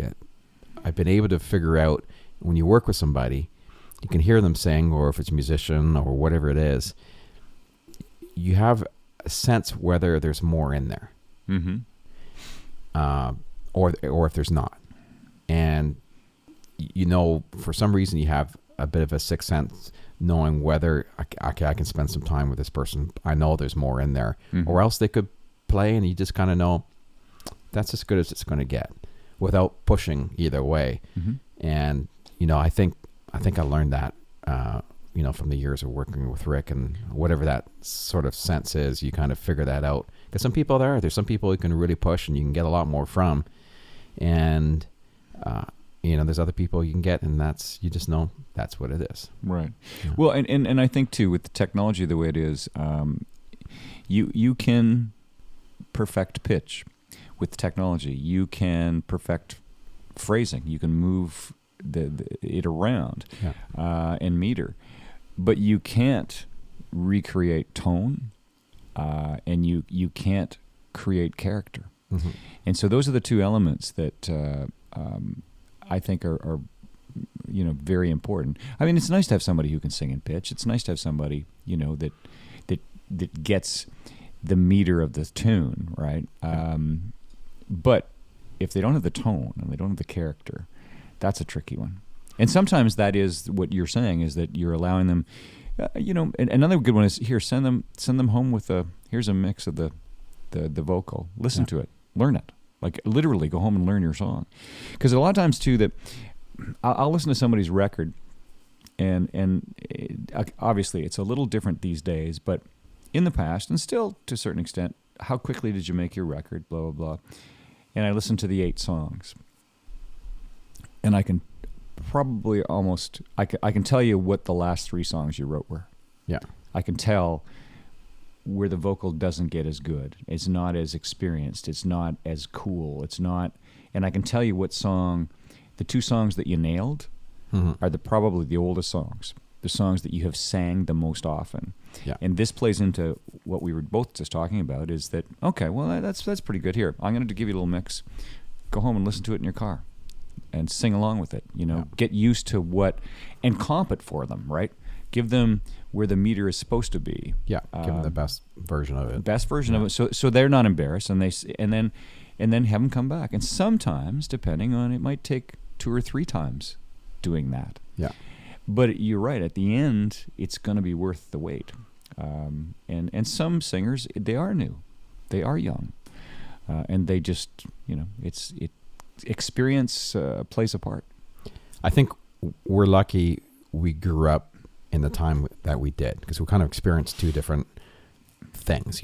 Back in the day when, in the 80s, when 90s, even beginning of 2000s, before the computer really took over, you had to really sit there and you had to get that vocal part in tune. Mm-hmm. And there wasn't anything to fix it, right? And you had to go over and over until it was correct. Yeah. And now it must be different for a young artist to not have to worry about that, where they can get kind of in tune or close enough, and we'll just fix it. And it's always, we'll fix it. And, I think there's a good fundamental to learn without having to do all that stuff. It almost feel like a young artist now should go through, okay, we're going to do your first album and you can't fix anything. Mm-hmm. You just have to, good luck. But yeah. In theory, it's a nice idea. Yeah. But there's something to, that you really learn a lot from that. You think back in your day that you're probably really thankful now it's so much easier. You think, oh, it's great. Yeah, we can really speed things up, but you learned a lot. Well, okay. So if you want to look back in the old days, take a look at, let's go to the mid 90s to early 90s ish. Okay. And so that whole time frame, listen to Faith Hill's first record, listen to Toby Keith's first record, listen to Kenny Chesney's first record. And I mean, listen to it. Mm-hmm. And the reason I'm saying that out loud is what happens is that, and it's a little different these days, but there's always similarities. They were first-time artists. And so that first record you make, I'll throw out a dollar figure, probably was $75,000, $100,000. That was a substantial budget in the old days, but not the big budget, because you get that for your first record. Yeah. And so they didn't get the opportunity to sing the song a million times. They didn't have, right, blah, blah, blah. And you can notice how much better they get from record to record. Mm-hmm. And these are huge stars. But I'm going to tell you, listen to Kenny Chesney's first record. Listen to his second record. It wasn't until his third album. And I would probably apply that to... Now, it doesn't mean that Toby Keith didn't have hits from his first record, and they all had hits from this record. Yeah. I'm just saying, listen to the character. Listen to the tone and the voice that gets found after that first record. Part of it is they became a sensation, right? And so now the labels are going to spend more money. So now, instead of spending $100,000, you're spending $300,000. Well, that means you're going to sing the vocal a few times, right? Yeah. And not only that, it's probably the first big studio album you made, so you kind of figure out stuff. I did as a singer. It's like, Rick and I would talk. It's like, before we made my second record, it's like he said to me, what do I want to change?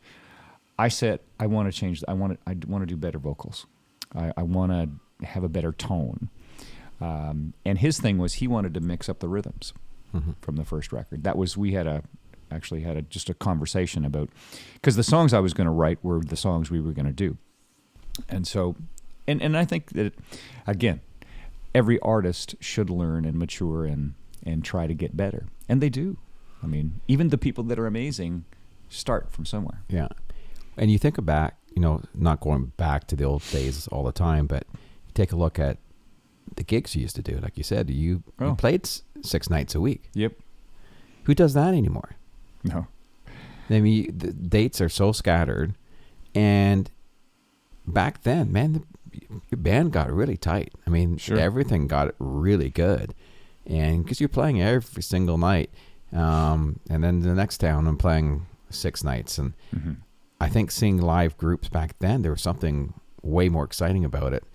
I was talking on the podcast with Jason Brinkworth, drummer from Regina. Yeah, I know Jason. Yeah, and we were talking, you know, the last several years, Canadian shows are difficult because you have one here, and then maybe next weekend, hopefully you'll have another show, and then a couple weekends from there, you have another show. And I find with a lot of Canadian groups, no one ever used to really rehearse a lot, right? So back in the day, you'd be playing 6 nights a week, and that was kind of like your rehearsal. And then all of a sudden you get a Craven or, you know, a big fair or something like that, and you go up and you could really kick butt because you were really practiced, and there was no having, you know.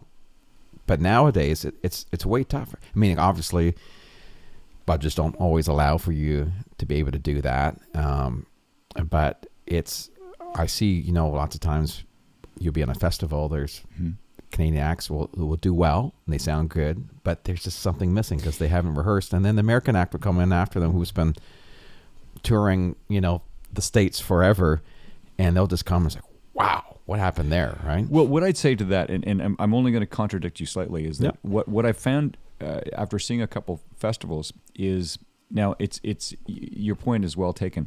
What I'm finding with this new generation, in some of like the Jess Moskaluk and the Megan Patrick and stuff like that, the money is so different than when we were with these new artists. Now, if you hit the upper echelon, if you have hit songs and you're now doing the festival circuit, I was very impressed with their show. Like it was actually rehearsed. They had the same guys, but here's the thing: because the money's different, right? Because this plays into your point where, you know, in the old days, what I occasionally do is I'd fly Jason and Rich out west, and we'd get Matthew and Derek, the rhythm section out west, and do shows there. Just it was cost effective. Now they got to know my show, but now it's like, you know, Jess is flying 6 people and a road manager to every show. So they have a rehearsed show, but again, it comes down to money, and that's the thing is they actually have road managers. You know, and back in the day there was no, we didn't have those. But you're right about the 6-nighters. I mean, that was certainly a way to hone your craft. It goes back into the good news, bad news. The one thing I found, and Rick really helped me on this, he helped me refocus, because playing clubs 6 nights a week, I sang 40 songs a night, man, with a matinee on Saturday, across the country for 5 years. And what I was, people wanted me to jam on Sunday or get together. There's no way, you know. And it's like where I had to get refocused is it was starting to wear me down a little bit. And Rick, what he said to me, he said, "Look, here we're in the studio. This is your career. What you're doing on the road is your job. You need to remember that you have to pay attention to your career." And it's like, oh, okay. You know, and so that was like, I had to keep writing. I had to keep, because I was tired, Darren. It was like, I didn't want to pick up my farting guitar on the 7th day. Yeah, I know. It was like, come on. So that's the yin and the yang, right? The good news is, boy, you get cast iron vocal cords, man. You're singing that often. Your band gets tight. You know how to work it. I mean, here's the other thing is, if you talk to me on Sunday, I might sound like this a little bit.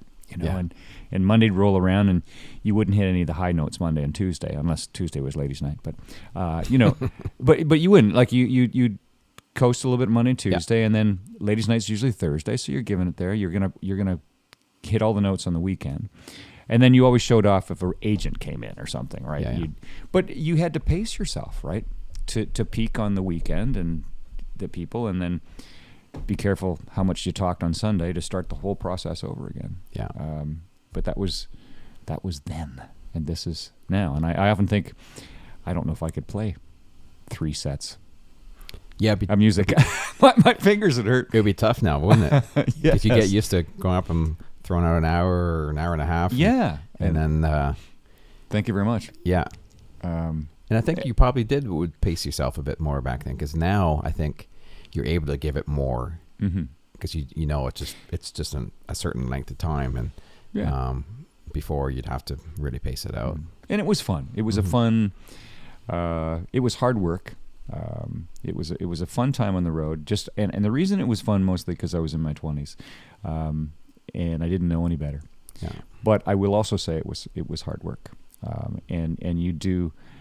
It honed your craft, and sometimes too. I guess there's a sports analogy, and I played. I was an athletic kid, right? I like sports, and I wanted to be a hockey player. But what I'd never say to an NHL hockey player is, I wanted to be a hockey player, or I could have done what you did. And the reason I would never say that is because to me that's disrespectful from what they had to do to get to where they are. Now, the connection with music, and I hope what I'm saying isn't offending people, but that 5 years on the road, I recorded music. I had hits on the radio. So on my Sundays, right, I was at Cedar Tree recording. Mm-hmm. So I was working all the time. I didn't go to one wedding of anybody I went to high school with. My parents would come to see me play. That they would come to see me, literally. Yeah. I was home for Christmas. That was one thing. I always took a week off at Christmas, but that was it. I worked 51 weeks a year. Mm-hmm. So my family came to see me. So I gave up a fair amount in what it is that I did, but I learned from it. Mm-hmm. I learned to sing. I learned to entertain. I learned a lot of stuff, and a lot of that learning came in the studio. So, but that was a commitment I made. In the same way an NHL hockey player leaves home at 14 and lives with a family in another city somewhere else in the country, right? That misses family functions because they're training. That's and so yeah. I was throwing that. I don't know why I got a soapbox there up my butt, but it's just one of those things where. What's that 10,000 hours thing, right? Oh, yeah. And I think when you're younger, I look back when I was in my 20s and I thought, you think that you have it all figured out, what's going on, and then you get a little older and you think, nah, I had no idea what was going on. Oh, yeah, sure. And, but, it's neat. I'm loving this time in my life now. Mm-hmm. You feel, I think you mentioned before, you feel like the pressure's off a bit. Yeah. And you understand things way differently than you did when you're younger. But that's when you spend those younger years learning, and that's a building block to get to where you are now. Right. And I know you were never an arse, and very few people are arse-ish. Can I use that word? Yeah, sure I can. Yeah. But what I mean by where I'm going is that that's what you're supposed to do when you're young, to try new stuff. Like if you were really scared, and you wouldn't try anything. Yeah. Right. And so that mild cockiness that we all have is needed. Or you just crumple and cry on a couch, right? Yeah. And that's where you make mistakes and you learn. And then hopefully, here's our roundabout is the CCMAs, that at some point you get a chance to have a beer with somebody on a couch and they talk to you. Yeah. And another guitar player, another fiddle player that goes, I've been watching you play. Have you ever thought of like, what? That's what you do? Yeah. Yeah, man. You just put your capo on the other way and it's like, it stays in tune. Real. Those are the moments that happen backstage, that happen having a beer at 2 a.m, when you said, should I go to bed? Nah, hang out for a little bit longer. I'm not, and those are the moments that change your life. Yeah, I think so too. For the longest time, I've always wanted to put together, maybe it's a once a month or something, like a Sunday morning at a cool little coffee shop or something, where it's just everybody who's your friend, who's a musician or a singer or a producer or an engineer or whatever, just have this big invite where everyone can just come and hang, you know, whether it's once a month or once every other month, or and just have this social thing where, you know, if there's a time that you know that we have to get there, right? And it's a fun time to sit and chat and just talk about what you're doing and talk about whatever. Just have a conversation like we're having now. And it's, you know, I think there's something very comforting about it, and there's something that you can, like you said, you can learn from it. And even though we do all get together at certain times, I don't think we all get together enough, right? And you know, in summertime you'll run into people because you're playing gigs, but those aren't, you know, those are quick, you know, hey, how's it going? And, you know, but you don't really get a chance to really sit down and talk as much as I think that a lot of people should. And, you know, I always thought it would be neat to have something that, you know, that more of us folks around here that, you know, could get together and just kind of hang more. Well, sure. I agree. I think that, you know, as I'm starting to evolve some, you know, social media connection's wrong word, but just because the difference of 5 years, my last record to this one, social media has really changed and expanded and gotten interesting and exciting. And I would like to do a similar thing to, I had my first live patio party, and I'd like to do more performance connected with what we're doing right now, to show the relationships that our artists have with one another, and to mentor. Very similar to what you're just saying. If you were to take what you're saying of us getting together, record it. Yeah. You know, and then maybe even have a live interaction, Facebook Live, so that people can ask questions as you're there. I think it's a great idea. And I think even in this area particularly, we've got a lot of mentors. Jeez, that was lame, Jamie. Yes, I make a living writing songs. That's why I told you lyrics aren't that important to me. Yeah, me too. So, when's the new album come out? It's going to come out the second week in October. That's the release date. And I think that what I'm going to do, Jessie T has been really helpful to me, speaking of social media. And she did a couple of these cool little 60-second, I'll call them word videos, but it's a information with the new song. And what I'm going to do this time around is I think I'm going to take about 5 or 6 of the new songs, and I'm going to release a new 60-second video every 3 days. Once the tunes are up on iTunes, and just present them that way as well. So that may actually come out a little bit before the record itself. That's where I was leaning. So there, you may have more access to the album the beginning of October, as opposed to the middle of October when the record will actually be pressed. And starting to work on the next one. Yeah, pretty soon. That's cool. Yeah, I like that. I've got a bunch of dates. We're touring My Stories and Songs this year. I've got Bev Mahood and Dwayne Steele, and Jessie T is going to open up the show. Awesome. And so we got to run up north. We've got 4 shows in October, 17 through 20. Yeah. So once the album's out, I've got a very busy October into the front half of November. So whether I start right away with Rick, but November, middle of November, I'll be just keep it rolling. Yeah, why not? It's fun. Obviously I'm not in the studio as much as I used to be, and there's a big part of me that really misses it. But you know, life gets busy and other things get busy, and for me, I have to have time.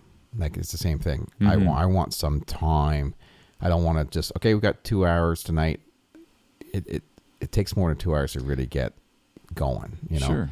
So I'm looking forward, for me this winter. I really want to spend, you know, some more time in here, and whether it's just getting some friends together and let's just come and record. And you know, for no particular reason at all, but if it's social and it's for something that's creative and there's something to do, and you know, especially in those winter months where we're all just kind of I think it's a great wasting idea. away. Yeah, I'll come over. Yeah, I'd love to have you. Sure. I think it'd be great. And I've been wanting to do here is just set up a situation where there's a bass station, there's a guitar station, anyone can come in at any time and just sit in and plug in, and we're ready to go. And I'm hoping actually to involve the podcast a little bit into something that's a bit more video based too, where we get, next time you come in, that maybe we'll have the band here and then we'll chat for a bit, but then it ends up being more of a musical endeavor. And why not? Let's play some songs. Let's not play the latest Jamie Warren song. Let's play the song that you remember playing when you were, Okay, well, so here's whatever. Okay, so now it's funny because I said I did that first patio party, and it was I did some new stuff and I did some of my past hits, and then I think that and I had Jeremy Williams playing with me, and I'm going to do that again. But what I'd like to do is just what you'd said. The next one, I think I'm going to look back on the songs that I grew up with, like Bojangles is a tune I'd play. By the time I get to Phoenix, was a song that, like, all those tunes that I first learned to play might be just be a blast for me to pull them out, and remember how they go instead of just like I can throw in some original tunes too. But I think that might be kind of fun, which is exactly what you're saying. Yeah, I like that, and I like going to see an artist too when they go back to songs, because there's something there that's more than them just singing it. There's history there, right? Well, and that's it's funny. It's the Sing Me Back Home was, I told you about the 2 records. That's a song that I pull off every once in a while just because I can. Because as I said, I listen to it every day for forever and ever. Silver Wings. Yeah, love that another song. Yeah. I used to use that. That was my sound check tune, because I'm singing very low in that tune, and it gave me a chance to get a sense of how the monitor was sounding. So that's what. And then you also didn't want to. Often you're doing it in front of an audience, so you don't want to waste any of your hits. So that was a pretty nice compromise. I remember you singing that. Who also remember singing that? Thomas Wade sings that song. Yeah. It's one of those songs that he pulls out. Yeah. Yeah, Tom and I. Well, geez, there's we had Warren and Wade for a little bit in the '80s, but we've known each other forever. And you figure how far, not really connected, but interconnected. Thomas was his first band was with Brad and Kim, my sister and brother. Oh yeah, okay. Very first band was with the Favorite Five. Wow. Was Thomas Wade, Brad, Kim, Paul Newell. Yes. Okay. Who then was in Wayward, the original version of Wayward, right? That's when I met Paul. That's because Thomas showed me a picture. Thank you for reminding me of that. That's cool. Yeah, it's funny. It goes way back. Now, okay? So here's another one. Were they on Big Al's? Yep. That's where I saw that. I've either seen the footage or I saw the photo of them. Yeah. That's cool. Yeah, there is a few photos. I think I posted one on, or either sent one to Thomas. We found one of them doing an outdoor concert. Wow. At some fair, it's on a tractor trail or something, and it's Big Al's up there, and it's Thomas, and they had all these jumpsuit type outfits on and stuff, and you can see Brad and Kim and Paul and all those guys there. And well, see, it's funny, and Tom and I met was one of the. Within the first 6 months of my band, I was playing in St. Thomas at Bertie Bob's, and his band, he was playing down at the Station Hotel. Yeah. And so as you often, I did it, is if there was another band playing in town during your break, you'd go and check them out. Yeah. So we went to check each other out, and that's when I first met him. And that was Paul Newell was playing bass, Carrie Steinmetz was playing drums, and Joey May was playing keyboards. Oh, yeah. And that was the original Wayward band. Wow. It's exciting. That would have been, and that would have been like 1984. Yeah. Memories. Oh, yeah. Yeah. That's great. Well, we've chatted for quite a bit. It's been a couple hours. Okay. And really appreciate you coming out and spending your time and chatting about the good old days and the new days. And no problem. I'm excited to hear the new songs. Thanks. I'm kind of excited too. Like I think I was ready for a new record, and I think I'm hoping that people won't be disappointed. I think it's pretty cool. I'm sure it'd be fantastic, and it's neat that you and Rick are still creating after many years, and it's a great combination. I think it's I think you probably both understand each other very, very well, And 33 years. yeah, 33 years. you probably can't say many artists have been with their producer for that long. You know what? Yeah. Jeez, watch me lie. No. 36 years. Wow. Yeah, I think that's right. If I said, I can't do math. 81? 91? 2000? Yeah. Yeah. Yeah. That's fantastic. It's going Whoa. to be an anniversary, the big one, 40 years Oh. pretty soon. I know. So where is the best way for people to find Jamie on the Well, interwebs? see now, I have, I'm going to say my website. It's jamiewarren.com, and I'll present that as an asterisk. You can find me on social media in terms of Facebook. Find me there. The thing is that my website is in transition. Yeah. So it still is there. You can Google jamiewarren.com and it'll come up. But we're in the process of, once the artwork is done, which is going to be in a week, I start on redoing the website to match The artwork, yeah. the artwork, yeah. And so it'll be up and focused on by the time the record comes out. Instagram? Are you on Instagram at all? I am, but you know, it's funny. More of a Facebook guy. I'm more of a Facebook guy, but Jess had me set up. I don't do as much on Instagram. I've been really digging the Facebook Live thing. Yeah. And so that's been sort of fascinating. How But cool, how cool is that, though? You know, it's just like you can just hold your phone up and bam, you can just reach all over the whole world and instantly. yeah, I mean, it is fascinating. And the whole idea that you can, play a new song, you can introduce a new song, you can connect with a train of thought with anybody. I mean, it is kind of interesting. And I say that with a surprise in my voice because it's new and surprising to me. Yeah. Now, the fun part is, with my background in broadcasting, I don't mind talking to something. Yeah. Right? I don't. That not does. awkward, yeah. It's not awkward for me, and so I'm finding that fascinating. That I can, as I'm looking at my hand, I'm talking to my hand right now, Darren. Yeah. But I think that's cool. I'm finding Instagram really interesting now too. I'm almost liking it better than Facebook. I find there's just too much junk on Facebook. On Facebook. Yeah, well, nowadays. and I wouldn't be surprised if because I have that. She set that up for me, and so I just need to get better at Instagram. It took me a while to kind of feel it out. It didn't. At first, when I went on, it's like, what is this? I don't really get it, and it just seemed like people just wanted to post fancy pictures, and which is kind of part of it, but it's simpler. Mm-hmm. And there's something that's it's more about the visual on a picture and talk. Most people just write a tiny little thing, and I like that. Okay. It's different, but it does take a while to kind of get used to it. It's a different thing. Mm-hmm. But you'll be flying on that in no time. Cool. Well, thanks again, and good luck with all the new tunes. And we'll have to do that hang thing when we'll. I love that. Yeah. We'll do a studio session thing here and play a bunch of cool tunes. I'm in. Just kind of hang out, and that'd be fun. Sure. All right. Thanks again for listening to the podcast. You can find me also on Facebook, Darren Walters, and on Instagram, and DarrenWaltersPodcast.com, where you find all the back episodes. And please, if you're listening to us on iTunes, please rate and like.